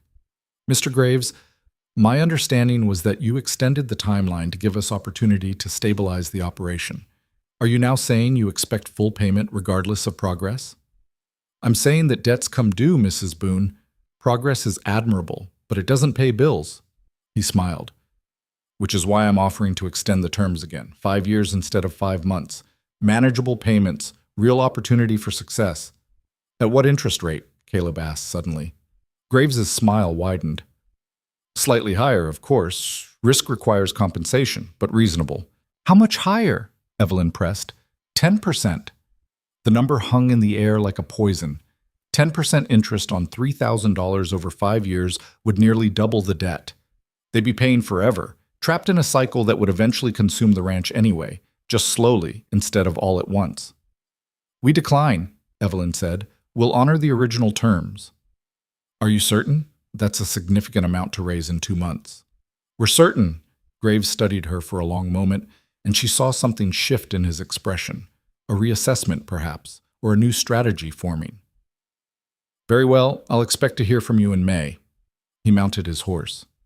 But Mrs. Boone, a word of advice from someone who's been in banking for 30 years. Pride has ruined more operations than any drought or bad winter. Don't let stubbornness blind you to practical solutions. I appreciate your concern, Mr. Graves, but I prefer to think of it as principle rather than pride. He rode away, leaving Caleb and Evelyn standing in tense silence. Finally, Caleb spoke. He's right, isn't he? We can't raise $3,000 by May. No, Evelyn admitted. We can't, but we don't have to. What do you mean? She turned to face him. The original extension didn't require full payment. It required proof of progress. Graves is trying to change the terms now, hoping we'll either accept his new loan or panic and give up. But if we can show substantial improvement, paid off small debts, visible ranch recovery, new revenue streams, we have grounds to argue for another extension on the original terms. That's a gamble. Everything is a gamble. She moved toward the house. Come inside. We need to revise our strategy. They spent the next week recalculating everything. Evelyn created a comprehensive report documenting every improvement, every debt paid, every dollar of new revenue generated. She compiled testimonials from creditors confirming their payment schedules and satisfaction with the arrangement. She photographed the ranch improvements. Carlos had an old camera he'd learned to use in the Army, creating visual evidence of progress. We're building a case, she explained to Caleb, like a lawyer going to trial. We need to show not just that we're trying, but that we're succeeding in measurable ways. And if it's not enough, then we'll deal with that when it happens. But we're not accepting Graves's trap of a loan extension. That's just slow death instead of fast. April arrived with warming weather and new urgency. They had 1 month until the reckoning with Graves. 1 month to accumulate enough evidence of success that they could argue for continuation. 1 month to prove they deserved to keep fighting. Caleb worked himself to exhaustion, taking every outside job he could find while still managing ranch operations. Carlos and Jimmy picked up the slack, and Evelyn found herself working alongside them more and more, feeding cattle, mending fences, doing the hard physical labor she'd never imagined doing at 45. Her hands developed new calluses, her back ached constantly. She lost weight she couldn't afford to lose, her dresses hanging looser each week. But she also felt something she hadn't felt in years. Useful, necessary, building something that mattered. One evening in late April, she was in the barn helping Jimmy repair a broken gate when Caleb found her. You don't have to do this, he said, watching her struggle with a stubborn bolt. This isn't what you signed on for. I signed on for partnership, she said, finally freeing the bolt. That means I work too. You're already working. The books, the negotiations, the planning, that's more than enough. It's not enough if we fail. She set down the wrench, wiping her hands on her work apron. Caleb, I know this isn't what either of us imagined, but we're past the point of imagining. We're in the middle of the fight now, and I'm not going to stand on the sidelines pretending I'm too delicate for real work." He looked at her, really looked, and she saw something change in his expression. Respect, maybe, or recognition. "You're stronger than I gave you credit for," he said quietly. "I'm stronger than I gave myself credit for." She smiled. "Now help me with this gate. We need it fixed before morning." They worked together in the lamplight, their movements gradually synchronizing, and Evelyn realized that somewhere along the way, they'd stopped being strangers playing at partnership and become something more real. Not friends exactly, and certainly not lovers, but allies. Comrades in a shared battle that neither could win alone. The last week of April brought unexpected help. Word had spread through Cedar Ridge about the Boones' progress, and people began stopping by the ranch, not to gawk or gossip, but to offer support. A neighboring rancher showed Caleb a better technique for rotational grazing. A widow in town hired Evelyn to teach her daughter basic bookkeeping, paying $20. The blacksmith offered a discount on necessary repairs, saying he respected people who paid their debts. "You've earned goodwill," Mrs. Chen told Evelyn. "That's currency too." "It's not enough to satisfy Graves." "Maybe not, but it's armor. When he tries to take this ranch, he'll have to do it in front of people who are watching now, who have invested themselves in your success." She smiled. "You've made this community's fight, not just yours. That's smart strategy." May 1st arrived with shocking speed. Evelyn woke that morning with her stomach in knots, but she dressed carefully in her best clothes and gathered her documentation. Caleb was already downstairs, wearing the suit he'd worn for their wedding, looking young and terrified. "Ready?" he asked. "As ready as we can be." They rode to Cedar Ridge in tense silence, both knowing that everything hinged on the next few hours. Graves was waiting in his office, his expression pleasant, but his eyes calculating. "Mr. and Mrs. Boone, right on time. Please, sit." Evelyn placed her carefully prepared portfolio on his desk. "Before we begin, I'd like to present our progress report for your review." Graves raised his eyebrows but opened the portfolio. She watched him page through it. The documented debts paid in full, the testimonials from creditors, the photographs of ranch improvements, the revenue reports showing increased productivity. "Impressive," he said finally. "You've certainly been busy." "We've been building a sustainable operation," Evelyn said. "As you can see, we've eliminated over $700 in debt, improved the property's value by at least 20%, and established multiple revenue streams. The ranch is on track for profitability within 18 months. 18 months is not today, Mrs. Boone. No, but it demonstrates viability. It proves that the ranch can recover and eventually satisfy the full debt." She leaned forward. "Mr. Graves, we're not asking you to forgive the debt. We're asking you to recognize that we're good for it, that we have a clear path to payment, and that forcing closure now would be premature and financially wasteful for everyone involved." "What exactly are you proposing?" "A structured payment plan. $500 by end of summer, another $1,000 by year end, the remainder by next spring. We can meet those targets based on our current trajectory." Graves tapped his fingers on the desk, considering. The silence stretched out, agonizing. $50,000, he said finally. Evelyn blinked. "I'm sorry?" "I'll buy the ranch for $50,000. Right now, today. You walk away with that money, more than enough to start fresh somewhere else. Clear all the debts with plenty left over. No more struggling, no more uncertainty." The offer landed like a thunderbolt. $50,000 was a fortune. It was freedom. It was everything they'd been fighting for without the years of brutal work. It was also exactly what Samuel Boone had refused for 30 years. Caleb started to speak, but Evelyn cut him off with a look. "That's a generous offer, Mr. Graves," she said carefully. "May I ask why you're making it now?" "Because I respect what you've accomplished. You've proven yourselves capable, and capable people shouldn't waste their lives on marginal operations. Take the money. Start somewhere with better odds. Or you could approve our payment plan and let us continue building here." "I could. But why would you want that? This is hard country, Mrs. Boone. Unforgiving. Even with all your improvements, one bad year could wipe out everything." He spread his hands. I'm offering you certainty instead of risk. Evelyn felt the weight of the decision crushing her chest. $50,000, security, escape from the daily terror of failure, but also surrender. She looked at Caleb, saw the conflict in his eyes. This was his decision to make too. They were partners. Could we have a moment to discuss this privately? She asked. Of course. Take your time. They stepped into the bank's lobby, moving to a corner where they could speak quietly. That's a lot of money, Caleb said, his voice strained. More than the ranch is probably worth. It's more than market value, yes. Which means Graves wants it badly enough to overpay. Evelyn kept her voice low. The question is why? What's he planning that makes this property worth that much to him? Does it matter? It might, because if he's planning something that would make the land worth significantly more, water rights, development, something, then we'd be selling him a fortune for pocket change. Caleb ran his hand through his hair. Or we'd be taking guaranteed money instead of gambling on a maybe.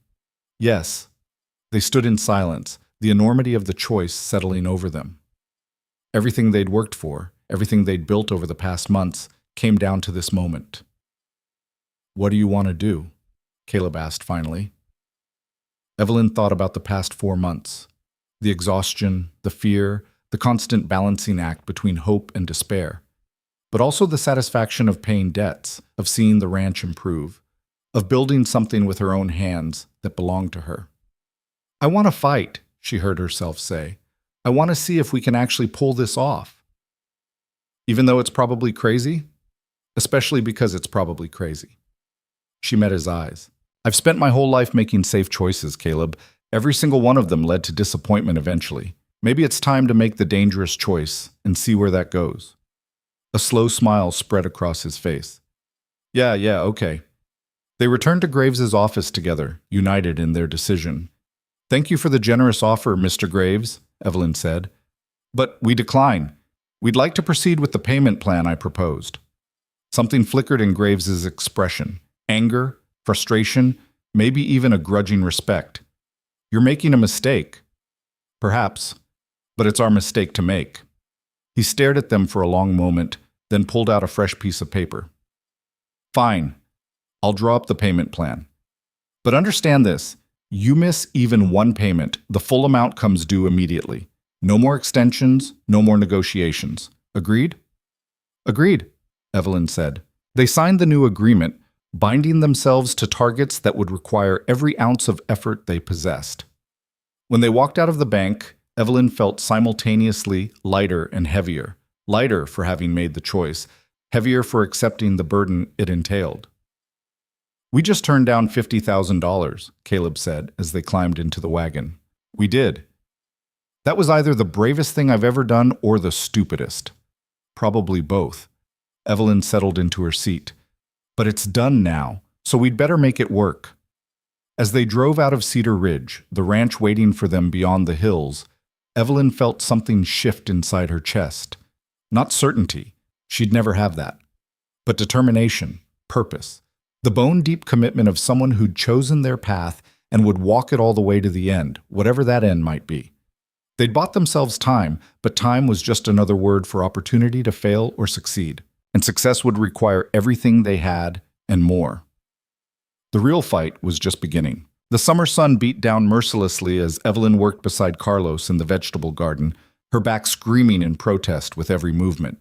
They'd expanded the garden threefold since spring, gambling that they could sell surplus produce in Cedar Ridge to generate the cash flow they desperately needed. Her hands, once soft from years of indoor work, were now permanently stained with soil and scarred from countless small cuts and scrapes. Mrs. Boone, Carlos said, straightening up and wiping sweat from his face, you should rest. This heat is dangerous. I'll rest when we finish this row. She pulled another weed, tossed it aside. We need these vegetables ready for Saturday's market. The vegetables will be ready. You need to take care of yourself. She wanted to argue, but the dizziness that swept over her when she stood too quickly told her he was right. She sat back on her heels, accepting the water canteen he offered, and looked across the ranch. 6 months of marriage, 6 months of relentless work, and they were still standing. Barely. The first payment to Graves, $500 by end of summer, loomed like a thundercloud on the horizon. They had 6 weeks left and $312 saved. The gap between what they had and what they needed felt insurmountable.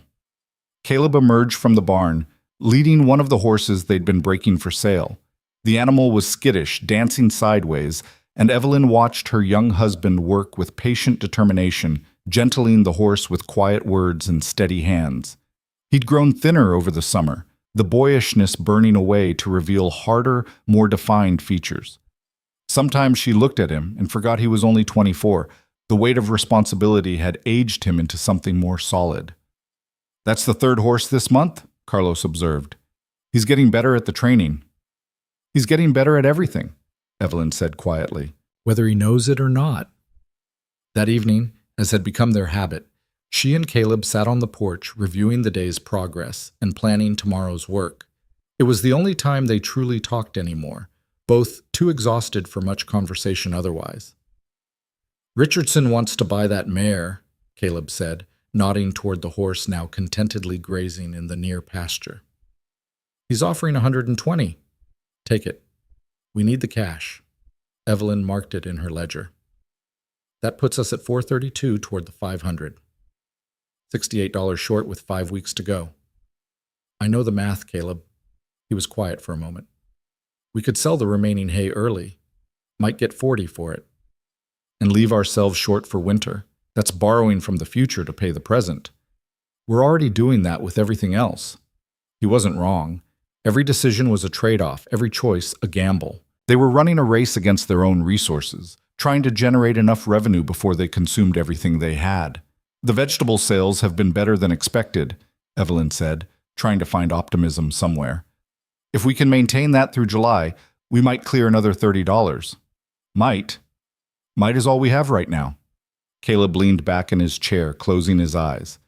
"Sometimes I wonder if we should have taken Graves's offer. $50,000.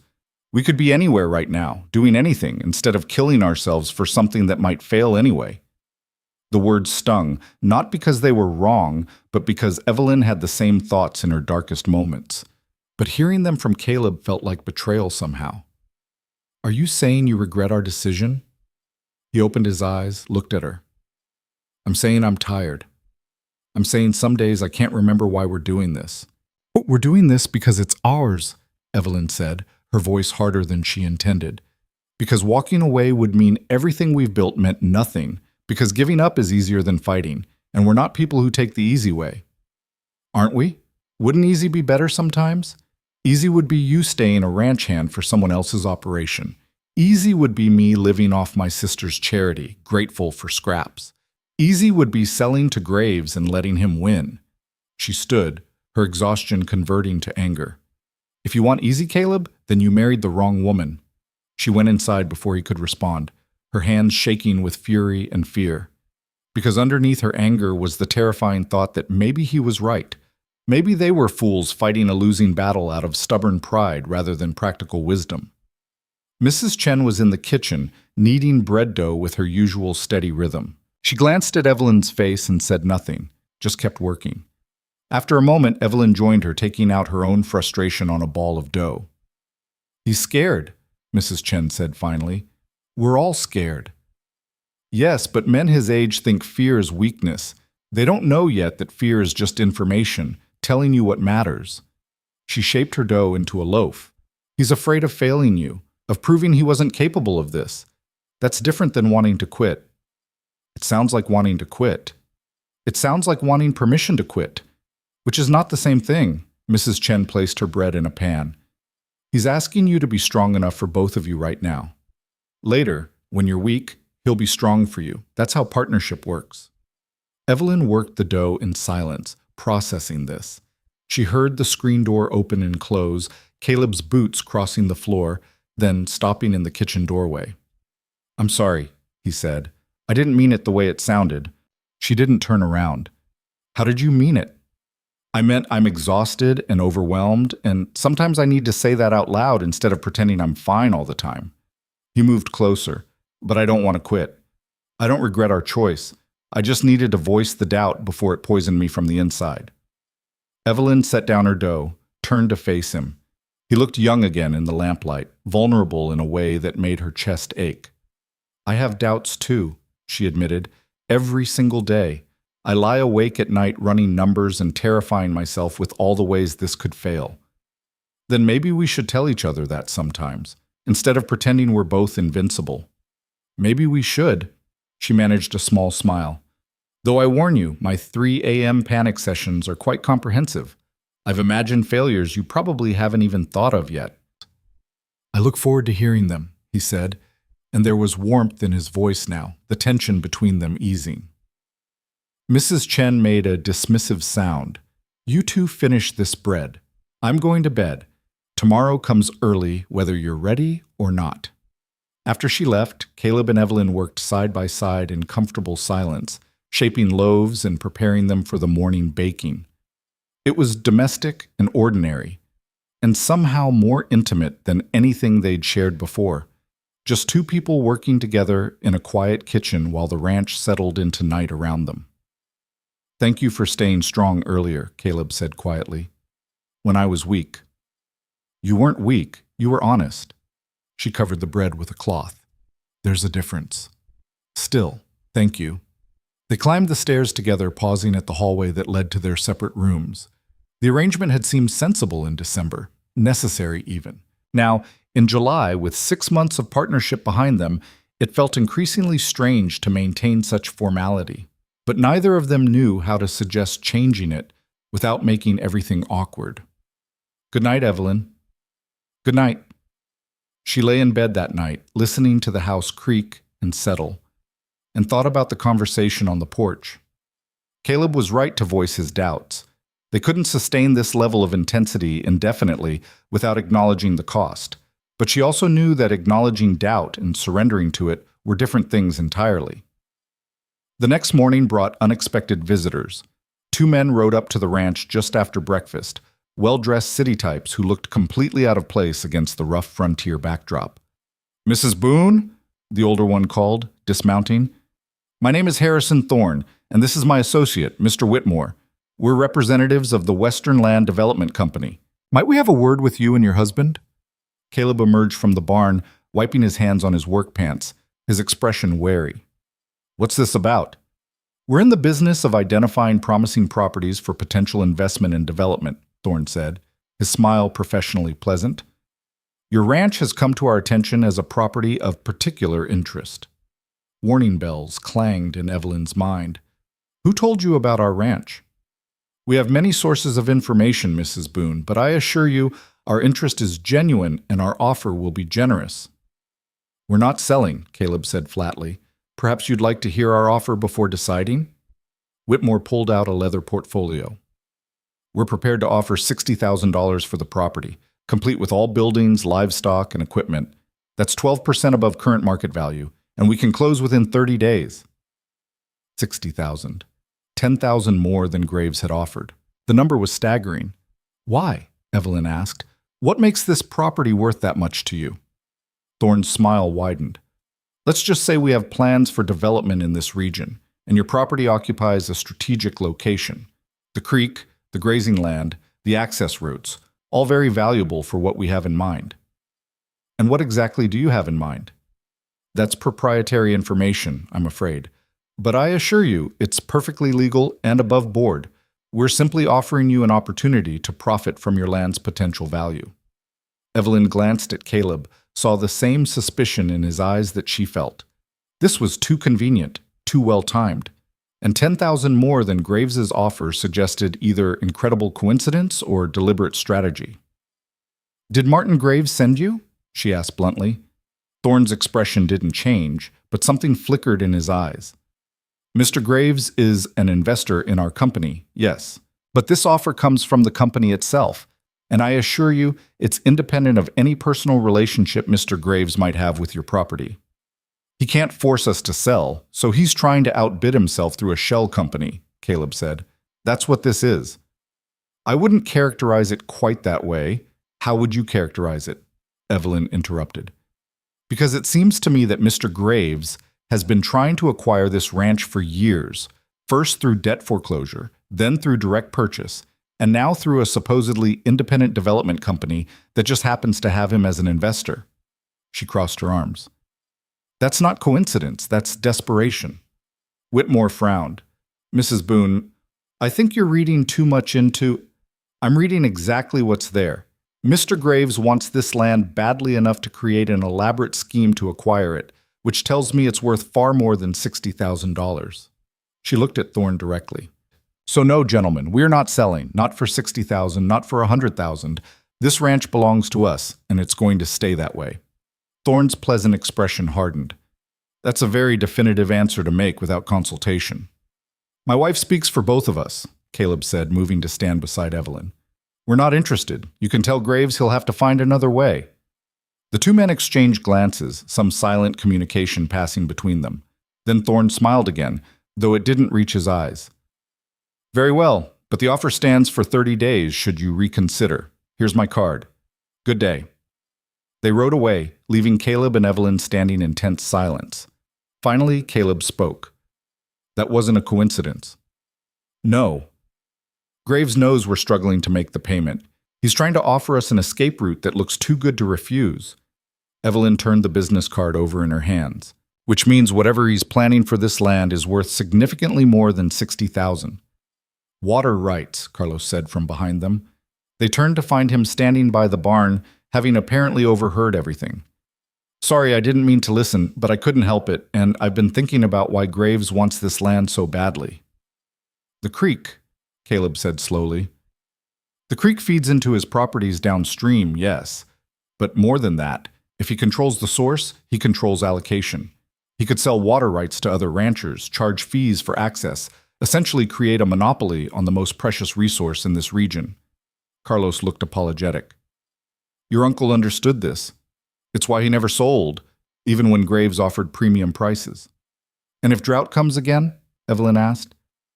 Then whoever controls the water controls everything, survival itself. The implications settled over them like a weight. This wasn't just about one ranch anymore. This was about power, about control over resources that would determine which operations thrived and which failed across the entire region. We can't let him have it, Caleb said. No, Evelyn agreed, but that means we have to succeed, not just survive, actually build something strong enough that Graves can never force us out. With $68 left to raise in 5 weeks. With $68 left to raise in 5 weeks, she confirmed. That night, Evelyn went through the books again, searching for anything she'd missed, any resource they could tap. The numbers were brutal in their honesty.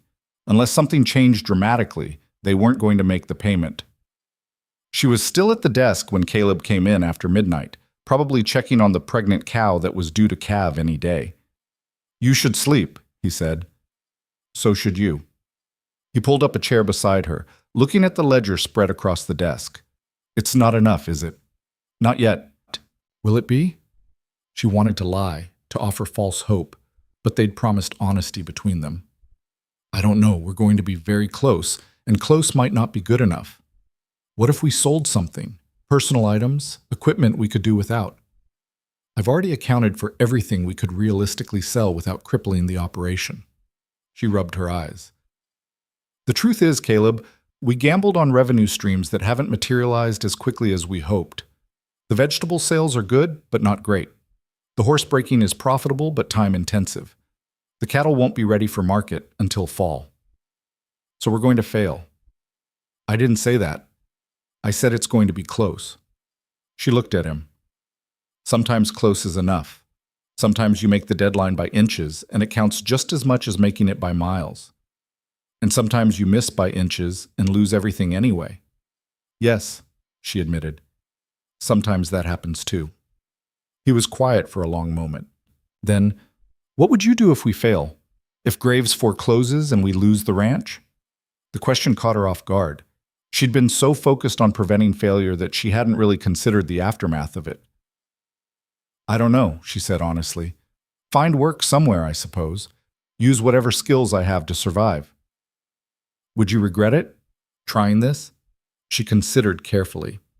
6 months ago, she would have said yes without hesitation, but now, after 6 months of backbreaking work, and constant fear and occasional moments of something that felt almost like happiness. "No," she said. "Even if we fail, I won't regret trying. I'd regret giving up without fighting, but not the fight itself." "I'm glad you stayed," Caleb said quietly. "Whatever happens, I'm glad you got off that train and stayed." The words created a warmth in her chest that had nothing to do with the summer heat. "I'm glad too." They sat together in the lamplight, two people bound by circumstance and choice, facing impossible odds with nothing but determination and each other. And somehow, impossibly, that felt like enough. The next weeks passed in a blur of desperate activity.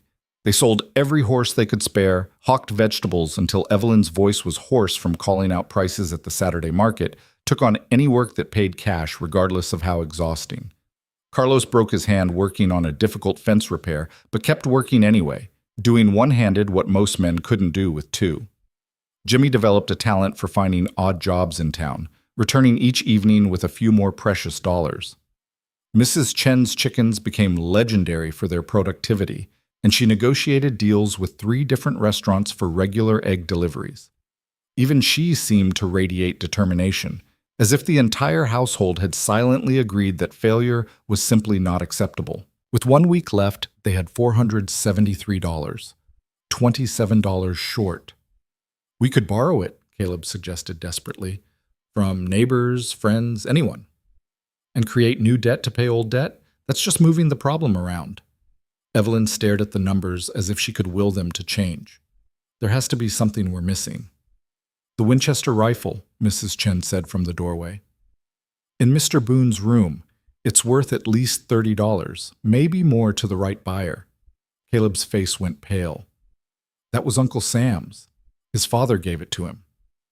"And he would want you to use it to save his ranch," Mrs. Chen said firmly. "Sentiment is beautiful, but survival is necessary. I think he would choose necessary." The words hung in the air. Evelyn watched Caleb struggle with the decision, saw the moment when necessity won over sentiment. He stood without a word and climbed the stairs to his uncle's room, returning minutes later with the rifle. "Get at least 35 for it," he said, his voice tight. "Don't let anyone cheat you." Evelyn took the rifle, feeling the weight of what it represented. "I'll get you the best price possible." She rode to Cedar Ridge the next morning, the rifle wrapped in cloth across her saddle. The gun dealer, a shrewd man named Morrison, examined it carefully. "Winchester model 1873, good condition. I can give you 30. "It's worth 40 and you know it," Evelyn said. 35 or I take it to the dealer in the next town." Morrison studied her, calculating. 32, final offer. 35. "You drive a hard bargain, Mrs. Boone. I drive a fair one, 35. He counted out the money slowly, making a show of reluctance. But Evelyn saw the satisfaction in his eyes. He was getting a good deal, and they both knew it. She took the cash and left without looking back. With the rifle money added to their total, they had $505. They'd made it. Barely, by the skin of their teeth, but they'd made it. Evelyn rode back to the ranch feeling simultaneously triumphant and hollow. They'd succeeded, but the cost kept mounting. How many more pieces of Samuel Boone's legacy would they have to sacrifice? How much more could they endure before there was nothing left worth saving?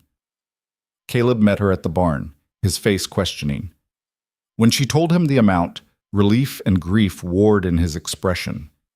"We made it," he said. "We made it." He pulled her into a sudden, fierce hug that surprised them both.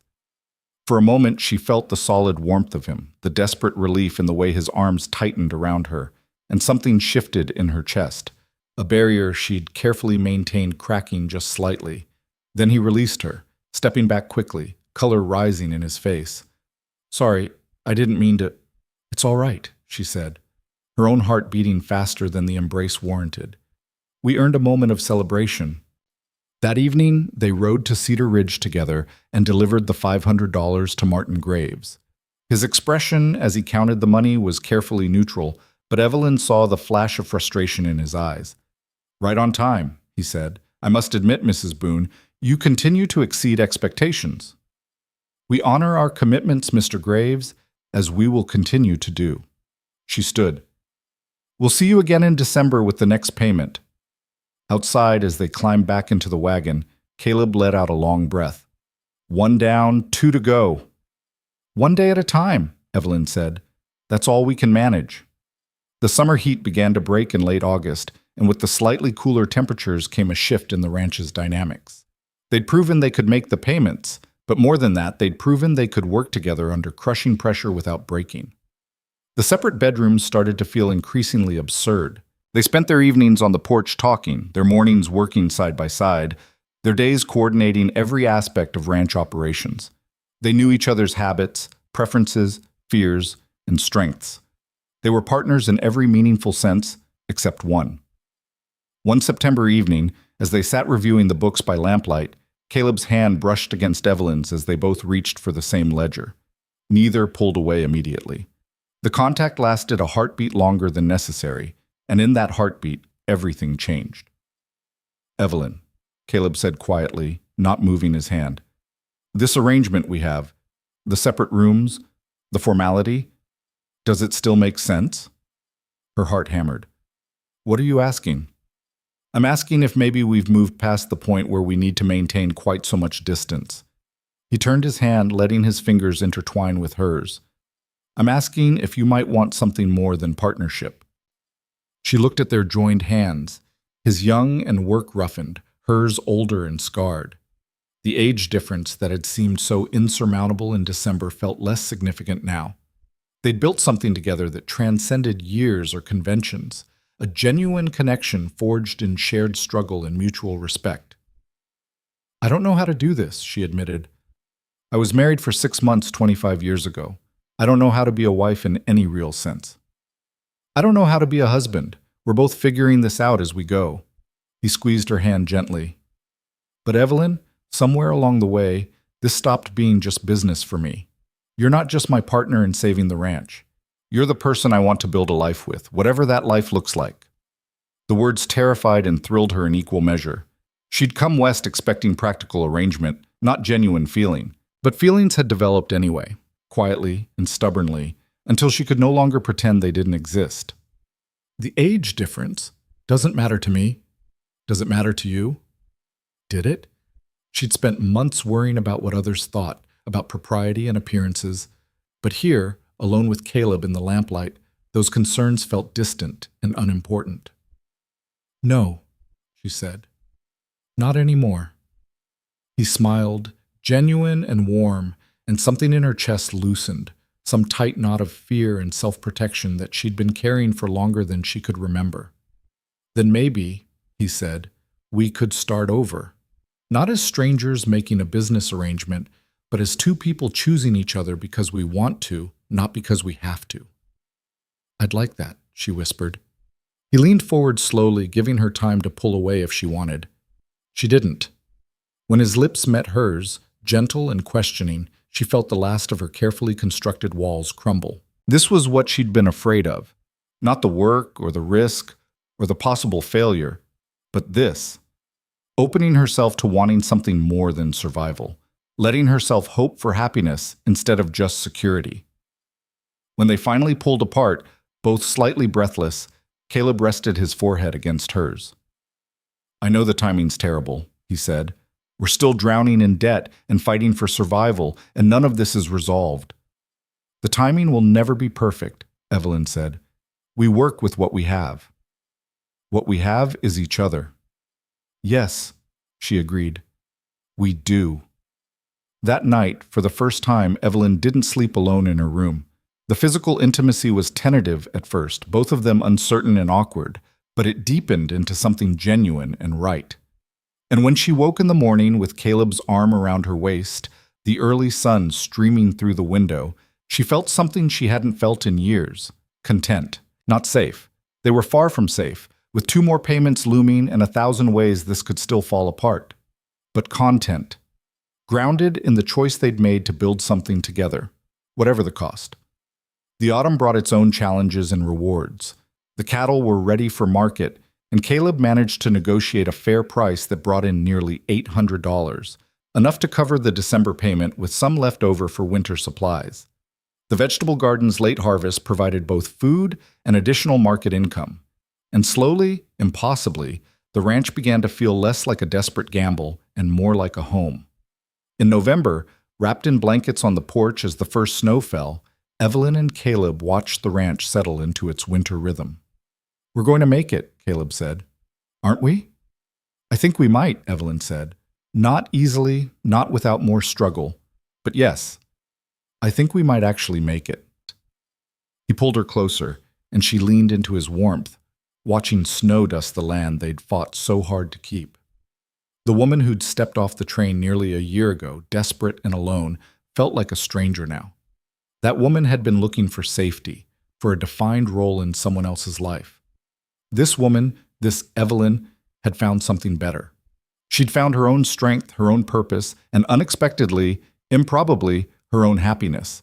The ranch was still fragile, their future still uncertain, but they were building it together, day by day, choice by choice, and that made all the difference. Winter came hard that year, testing everything they'd built. The December payment loomed like a storm cloud, demanding another $1,000 that seemed impossible, even with the cattle sale profits. Evelyn spent long hours recalculating their position, searching for margins they'd already squeezed dry, while outside the ranch disappeared under waves of snow that threatened to isolate them completely. "We're short," she told Caleb one bitter January morning, the ledger spread between them on the kitchen table. "Even with the cattle money, even with every dollar we've saved, we're 140 short." He'd grown quiet over the past weeks, the weight of responsibility settling heavier on his shoulders despite their growing closeness. Now he just nodded, unsurprised. "How did this happen? We were so careful." "The winter feed cost more than projected. The roof repairs we had to make after that ice storm. The veterinary expenses when those 3 calves got sick." She rubbed her tired eyes. 100 small things that add up to one big problem. "We could ask Mrs. Chen. She might have savings." "No." Evelyn's voice was firm. "She's already given us everything she has. I won't ask her to risk her security for our debt." "Then what?" Before she could answer, the sound of horses drew their attention to the window. Through the morning gloom, they could see riders approaching, not just 1 or 2, but at least a dozen, moving in a steady column through the snow. Caleb stood quickly, his hand instinctively moving toward where his rifle would be if they hadn't sold it. "Stay inside." But Evelyn followed him onto the porch, Mrs. Chen appearing silently beside her. As the riders drew closer, she recognized several faces from Cedar Ridge. Jenkins, the feed supplier, Morrison, the gun dealer, the blacksmith whose name she'd never learned, and others she'd done business with over the past year. At the head of the group rode an older man she didn't recognize, his bearing suggesting authority despite his weathered rancher's clothes. He dismounted with easy grace and approached the porch. "Caleb Boone." "Mrs. Boone?" "I'm Thomas Garrett. I own the Triple Bar Ranch west of here." He gestured to the men behind him. "We've come to talk to you both, if you're willing." "About what?" Caleb's voice was wary. "About Martin Graves, water rights, and the future of ranching in this valley." Garrett's eyes were sharp, but not unkind. "May we come in? This conversation is better had around a warm fire than in freezing wind." They crowded into the front room, these hard men who smelled of leather and horses and winter weather.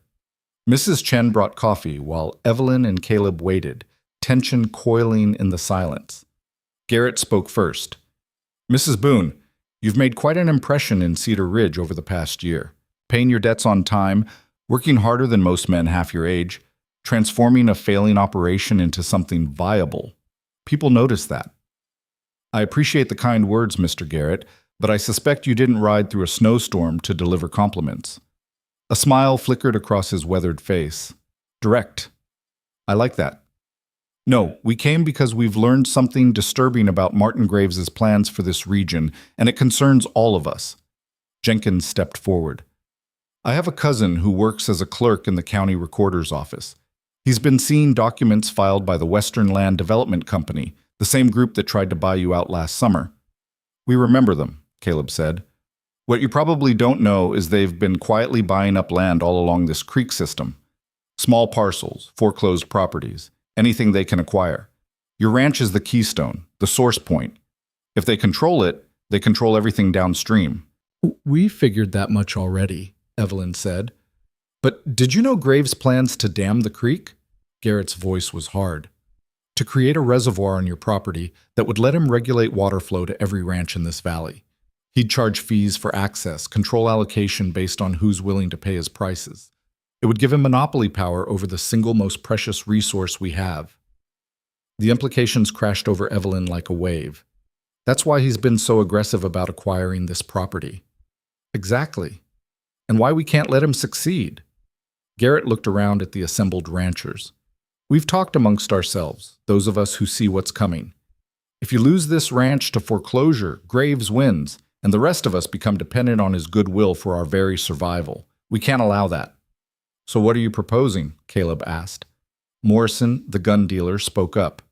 We know you're short on your December payment. Word travels in small towns, especially when Graves makes sure it does. He's been telling anyone who'll listen that you're about to default, that the ranch will be his by spring. We're not defaulting, Evelyn said sharply. We'll find a way. Maybe you don't have to find it alone. Garrett pulled an envelope from his coat. We've taken up a collection. Every rancher and business owner in this room has contributed what they can afford.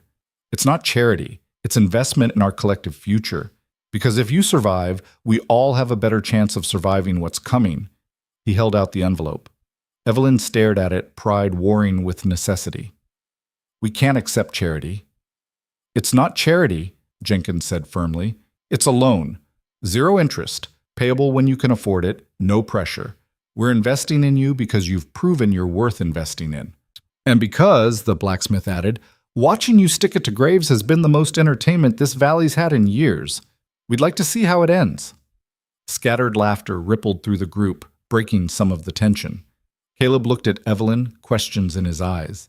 She thought about pride, about independence, about the difference between accepting help and accepting defeat. How much? She asked quietly. $200, Garrett said.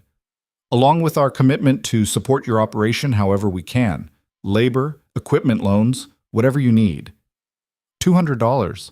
More than enough to cover their shortage and provide a small cushion for unexpected expenses. It was salvation, offered by people who had no obligation to help but chose to anyway. Why? Evelyn's voice was rough with emotion. Why would you do this for strangers? You're not strangers anymore, Jenkins said. You're neighbors. And out here, neighbors help each other because someday we'll need that help returned. He smiled.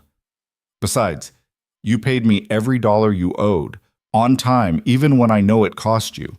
That kind of integrity is rare, worth supporting. Evelyn looked at these weathered men, these hard-scrabble survivors who'd carved lives from unforgiving land, and felt something break open in her chest. She'd spent so long believing she had to be completely self-sufficient, asking for nothing, accepting no help. But maybe that wasn't strength. Maybe that was just another kind of prison. We accept, she said, with gratitude and the promise that we'll pay back every dollar. And when you're stable, Garrett added, we'll want your help protecting all our water rights. We're forming a ranchers association to present unified opposition to Graves's plans. We need strong voices, and yours would be valuable. You have it, Caleb said immediately. The money changed hands, and with it came something more precious than cash, solidarity. These men stayed for another hour, drinking Mrs. Chen's coffee and discussing strategies for protecting their collective interests. When they finally rode away, leaving deep tracks in the snow, Evelyn felt the landscape of her understanding shift fundamentally. She'd come west alone, desperate, believing survival meant isolation and self-reliance. But survival actually meant community, connection, being part of something larger than herself. We're going to make the payment, Caleb said, holding the envelope of cash like it was something sacred. We're going to do more than that, Evelyn replied. We're going to build something that lasts. The December payment was delivered with 2 days to spare, and Martin Graves's expression when they handed him the money was worth every hardship they'd endured. He counted it twice, as if hoping to find it short, then sat back in his chair with barely concealed frustration. Where did you get the extra funds? He asked bluntly. From people who believe in what we're building, Evelyn said.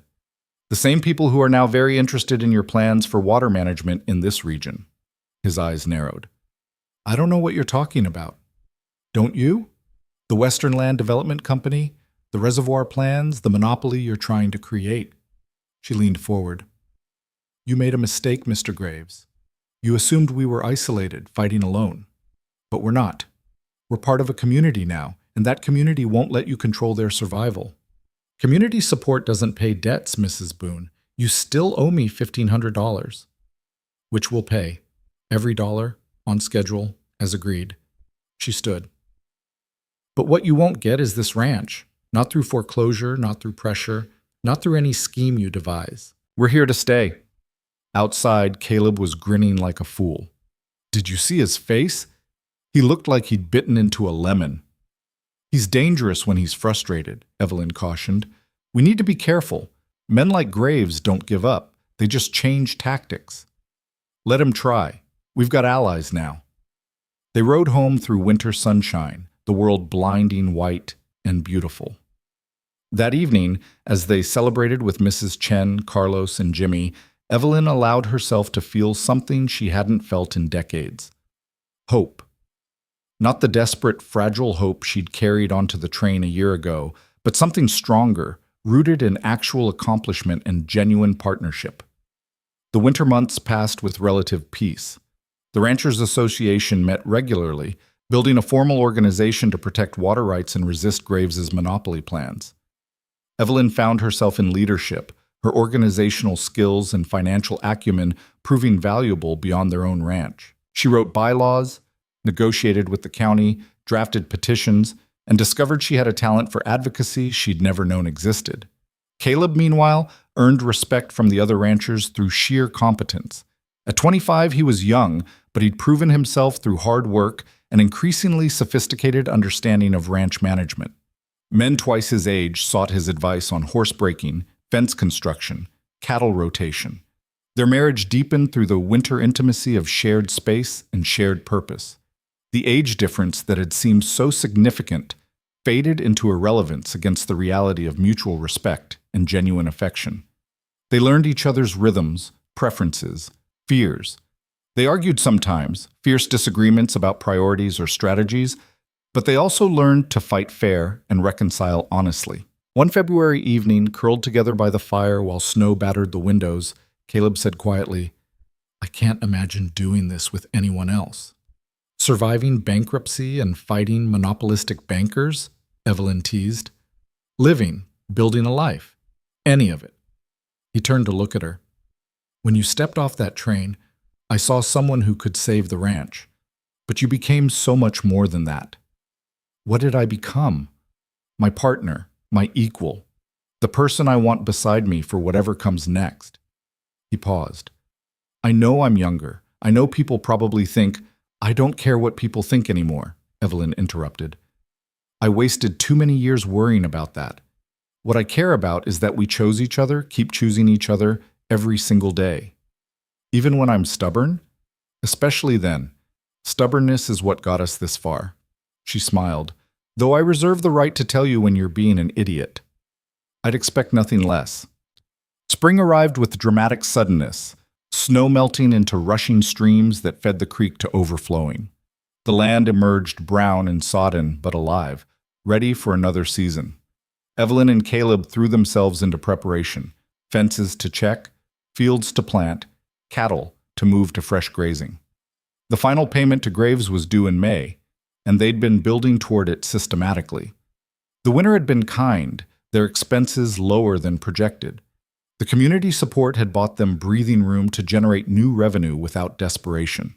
They had the money, all $1,500, sitting in a locked box in Evelyn's desk, counted and recounted obsessively. But 2 weeks before the deadline, crisis struck from an unexpected direction. Evelyn woke in the pre-dawn darkness feeling wrong. Not sick exactly, but off balance in a way she couldn't quite define. She dressed and went downstairs thinking movement might help, but the dizziness only worsened. She was gripping the kitchen counter when Mrs. Chen found her. You're pale, the older woman said sharply.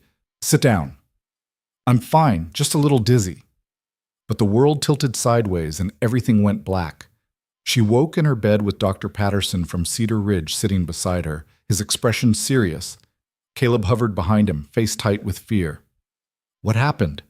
Evelyn's voice was rough. You collapsed, Dr. Patterson said. Mrs. Chen sent Caleb to fetch me immediately. I've examined you thoroughly, and I believe I know the cause. What's wrong with her? Caleb demanded. The doctor's stern expression softened into something almost amused. Nothing's wrong exactly. Mrs. Boone, you're pregnant. The words didn't make sense at first. Pregnant at 46. It was impossible. She'd long since assumed that door was closed, that she was too old, that her one brief marriage in her 20s had been her only chance at motherhood. That's not possible, she whispered. I assure you it is. Uncommon at your age, certainly, and carrying some risks we'll need to monitor carefully, but the signs are unmistakable. He closed his bag. I'd estimate you're about 3 months along, which means you'll deliver sometime in late October. After he left, giving strict instructions for rest and care, Evelyn lay in stunned silence while Caleb sat beside her holding her hand. A baby, he said, wonder in his voice. We're having a baby. I'm 46 years old. This is insane. This whole year has been insane. Why should this be different? He squeezed her hand. Are you happy about it? Was she? Terror warred with something else, something warm and bright that she was afraid to name.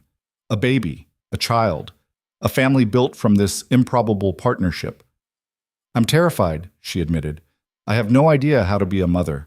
I'm too old for this. The risks are significant, and the timing is terrible. But, he heard the unspoken word. But yes, I think I'm happy. She touched her stomach wonderingly. I think I'm very happy. The pregnancy forced changes to their routine. Evelyn chafed against Dr. Patterson's restrictions on heavy work, but Caleb was immovable. Mrs. Chen became fiercely protective, monitoring Evelyn's diet and rest with the determination of a general commanding troops. Carlos and Jimmy stepped up to handle tasks Evelyn had previously managed, freeing her to focus on the lighter work of bookkeeping and planning. I'm pregnant, not helpless, Evelyn protested after Mrs. Chen physically blocked her from carrying a heavy water bucket. At your age, with this pregnancy, we take no chances, Mrs. Chen said firmly.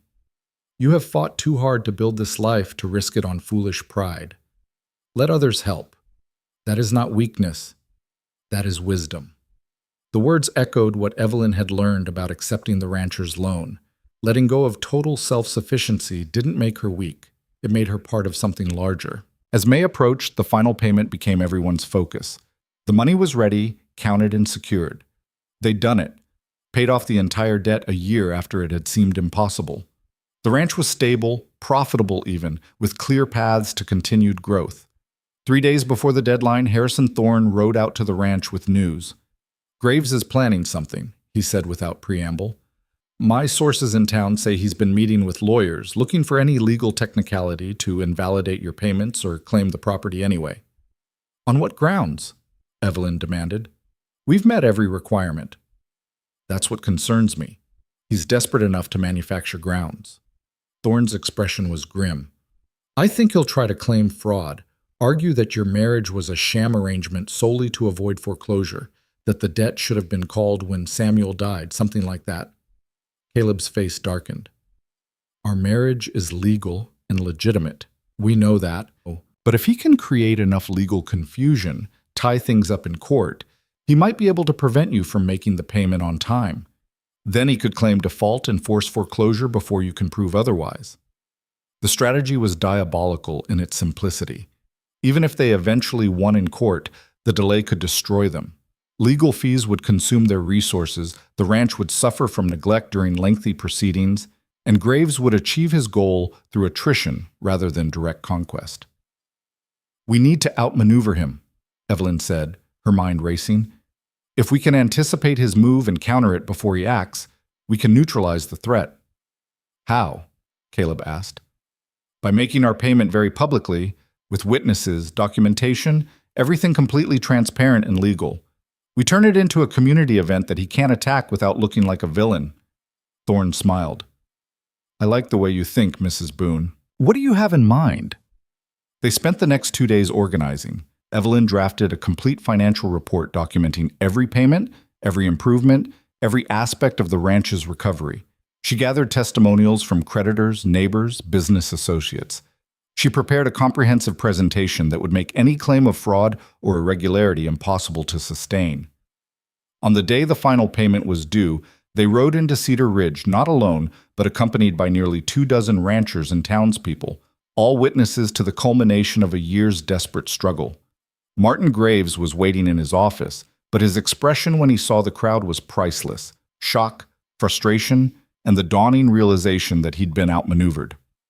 "Mr. Graves," Evelyn said formally, "we're here to make our final payment on the debt originally owed by Samuel Boone and subsequently assumed by Caleb and Evelyn Boone. The amount is $1,500 to be paid in full, as agreed." She counted out the money slowly, each bill placed deliberately on his desk while the witnesses watched. Harrison Thorne served as official recorder, documenting every moment. Jenkins and Morrison stood as character witnesses. Even Judge Hartwell had come, lending legal authority to the proceedings. Graves had no choice but to accept the payment and sign the receipt acknowledging full satisfaction of the debt. His hand shook slightly with suppressed rage as he wrote, but the words were clear. Paid in full. "The ranch is now free and clear of all encumbrances," Evelyn said, loud enough for everyone to hear. "And I want it noted for the record that this success was achieved through legal means, honest work, and community support, not through any fraud or deception." The pointed comment made Graves's eyes flash, but he couldn't respond without confirming his planned accusations. He was trapped, and everyone in the room knew it. "Congratulations, Mr. and Mrs. Boone," Judge Hartwell said formally. "You've honored your obligations and earned your property free and clear. I'll file the necessary documentation with the county immediately." They walked out of Graves's bank into brilliant May sunshine, surrounded by people who'd become friends and allies. Someone produced a bottle of whiskey, and an impromptu celebration broke out right there on Cedar Ridge's main street. "You did it," Thorne said, raising his glass to Evelyn and Caleb. "Against all odds, you actually did it." "We all did it," Evelyn corrected. "None of this would have been possible alone." That night, back at the ranch, Evelyn stood on the porch looking out over land that was finally, legally, completely theirs. No debt, no threats, no specter of foreclosure hanging over every decision. The ranch belonged to them, built through a year of struggle and sacrifice and unexpected grace. Caleb came up behind her, wrapping his arms around her waist and resting his hand gently on her growing belly. "We're free," he said quietly. "We're free," she agreed. "What do we do now?" "Now?" She leaned back against him. "Now we build the future we want instead of just surviving the present. We expand the herd, improve the pastures, maybe add another barn. We prepare for this baby. We help the Ranchers Association fight Graves's water monopoly plans. We live." "Just live." "Just live," she confirmed, "which turns out to be more complicated and wonderful than I ever imagined." The summer passed in productive peace. The ranch thrived under their coordinated management, reputation spreading beyond Cedar Ridge. Other struggling operations sought their advice. Young couples wrote asking about partnership-based marriages, inspired by their example. Evelyn found herself mentoring other women who wanted to build lives of substance rather than just filling traditional roles. Her pregnancy progressed, and despite the risks, she remained healthy and strong. Dr. Patterson was cautiously optimistic, though he insisted on careful monitoring.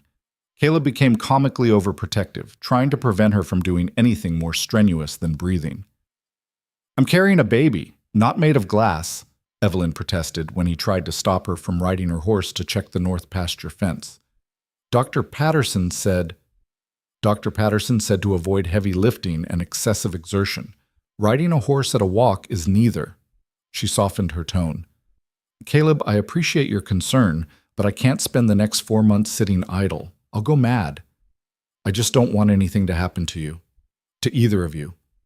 The vulnerability in his voice made her chest ache. "Nothing will happen. I'm careful, I'm aware of my limits, and I promise to stop if I feel anything wrong. But I need to keep working, keep being useful. That's who I am." He relented, though he continued to hover anxiously. Mrs. Chen remained vigilant. Carlos and Jimmy stepped up to handle the heavier tasks, and life found a new rhythm that accommodated both the pregnancy and the ranch's needs. In August, the Ranchers Association won a significant victory when the county board rejected Graves's application for water diversion permits, citing community opposition and environmental concerns. Evelyn had been instrumental in that fight, organizing testimony, drafting petitions, building the coalition that made rejection inevitable. Graves's power was waning, his schemes repeatedly thwarted by the community he'd tried to dominate. He was still wealthy, still influential, but no longer unopposed. The balance had shifted. October brought autumn colors and the approaching birth. Evelyn grew increasingly uncomfortable, her body struggling with the demands of late pregnancy at 46. Dr. Patterson visited weekly now, monitoring closely, preparing for complications. "I won't lie to you, Mrs. Boone," he said during one examination. "This is high risk. Women your age face significant dangers in childbirth. We need to be prepared for anything." "I understand," Evelyn said, "but I faced worse odds this year and survived. I'll survive this too." "That's the spirit. Though I'd recommend having the baby in town, at the hotel where I can monitor you closely rather than here at the ranch." She agreed reluctantly, and in mid-October she and Caleb moved into Cedar Ridge's hotel to wait. The room was comfortable but strange after months of ranch life. Caleb paced restlessly, unable to settle, clearly wishing for something useful to do. "You could go back to the ranch," Evelyn suggested. "Carlos can manage for a few days." "I'm not leaving you." "I'm fine. I'll probably be fine for another week at least." "I'm not leaving." She smiled at his stubbornness, secretly glad for his presence, even though she'd never admit it. Labor began 2 days later, late at night, with a violence that terrified them both. Dr. Patterson was summoned immediately, along with the town's midwife, and what followed was 18 hours of brutal, exhausting struggle that pushed Evelyn to the absolute limits of her endurance. She'd faced drought, debt, freezing winters, and Martin Graves's machinations. None of it compared to this, the raw, primal battle of bringing new life into the world while her own body threatened to give out. Through it all, Caleb held her hand, whispered encouragement, refused to leave despite the midwife's suggestions that husbands usually waited elsewhere. His presence was the only thing that kept her anchored when the pain threatened to drag her under. Finally, as dawn light crept through the hotel window, a baby's cry split the air, thin and outraged and absolutely beautiful. "It's a girl, Doctor," Patterson said, his voice thick with relief. "A healthy girl." He placed the baby in Evelyn's arms, and she looked down at the tiny, red-faced creature who'd just fought her way into existence with the same determination her parents had shown fighting for everything else. "Hello," Evelyn whispered, tears streaming down her face. "Hello, little one." Caleb was crying too, his hand shaking as he touched the baby's impossibly small fingers. "She's perfect. You're both perfect." "She needs a name," the midwife said gently. They'd discussed names earlier, but never settled on anything. Now, looking at this child born from impossible circumstances, surviving against odds that should have defeated them all, Evelyn knew exactly what to call her. "Hope," she said. "Her name is Hope." Caleb smiled through his tears. "Hope Boone." "Yes, that's exactly right." Recovery was slow and difficult. Dr. Patterson kept Evelyn in town for 2 weeks, monitoring both mother and child carefully. But gradually, strength returned, and the day they finally rode back to the ranch with Hope bundled in blankets between them felt like a homecoming more profound than anything Evelyn had experienced. Mrs. Chen wept openly when she saw the baby, her stoic facade crumbling completely. Carlos and Jimmy were awkwardly delighted, unsure how to behave around an infant, but clearly enchanted. The ranch hands had decorated the house with wildflowers and prepared a celebration dinner that filled the evening with warmth and laughter. That night, with Hope sleeping peacefully in the cradle Caleb had built during the waiting period, Evelyn stood on the porch one more time, looking out over the land that had become her home, in every sense that mattered. "What are you thinking?" Caleb asked, joining her. "I'm thinking about the woman who stepped off the train 18 months ago. How desperate she was, how certain her best years were behind her, how she came here expecting practical arrangement and nothing more." "What would you tell her if you could?" Evelyn considered.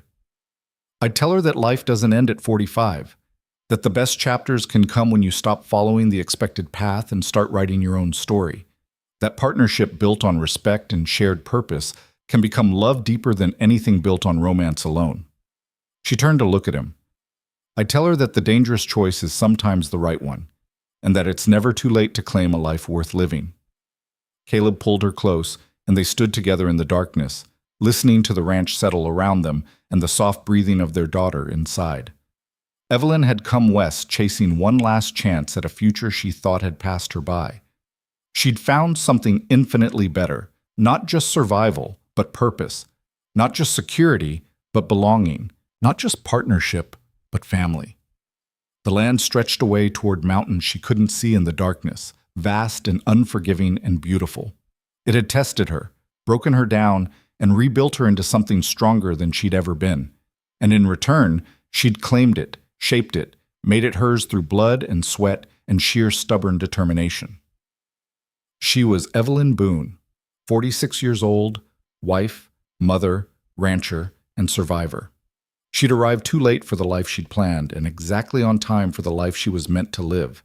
The frontier had promised nothing and delivered everything. And standing there in the darkness with Caleb's arms around her and hope sleeping safely inside, Evelyn understood the truth she'd spent a lifetime learning. It was never too late to become exactly who you were meant to be. The ranch was theirs. The future was theirs. And that future, hard-won and fiercely protected, stretched out before them like the land itself, challenging, unpredictable, and full of promise. They had fought for it, bled for it, nearly lost everything for it, but they'd won, together. And in the end, that made all the difference.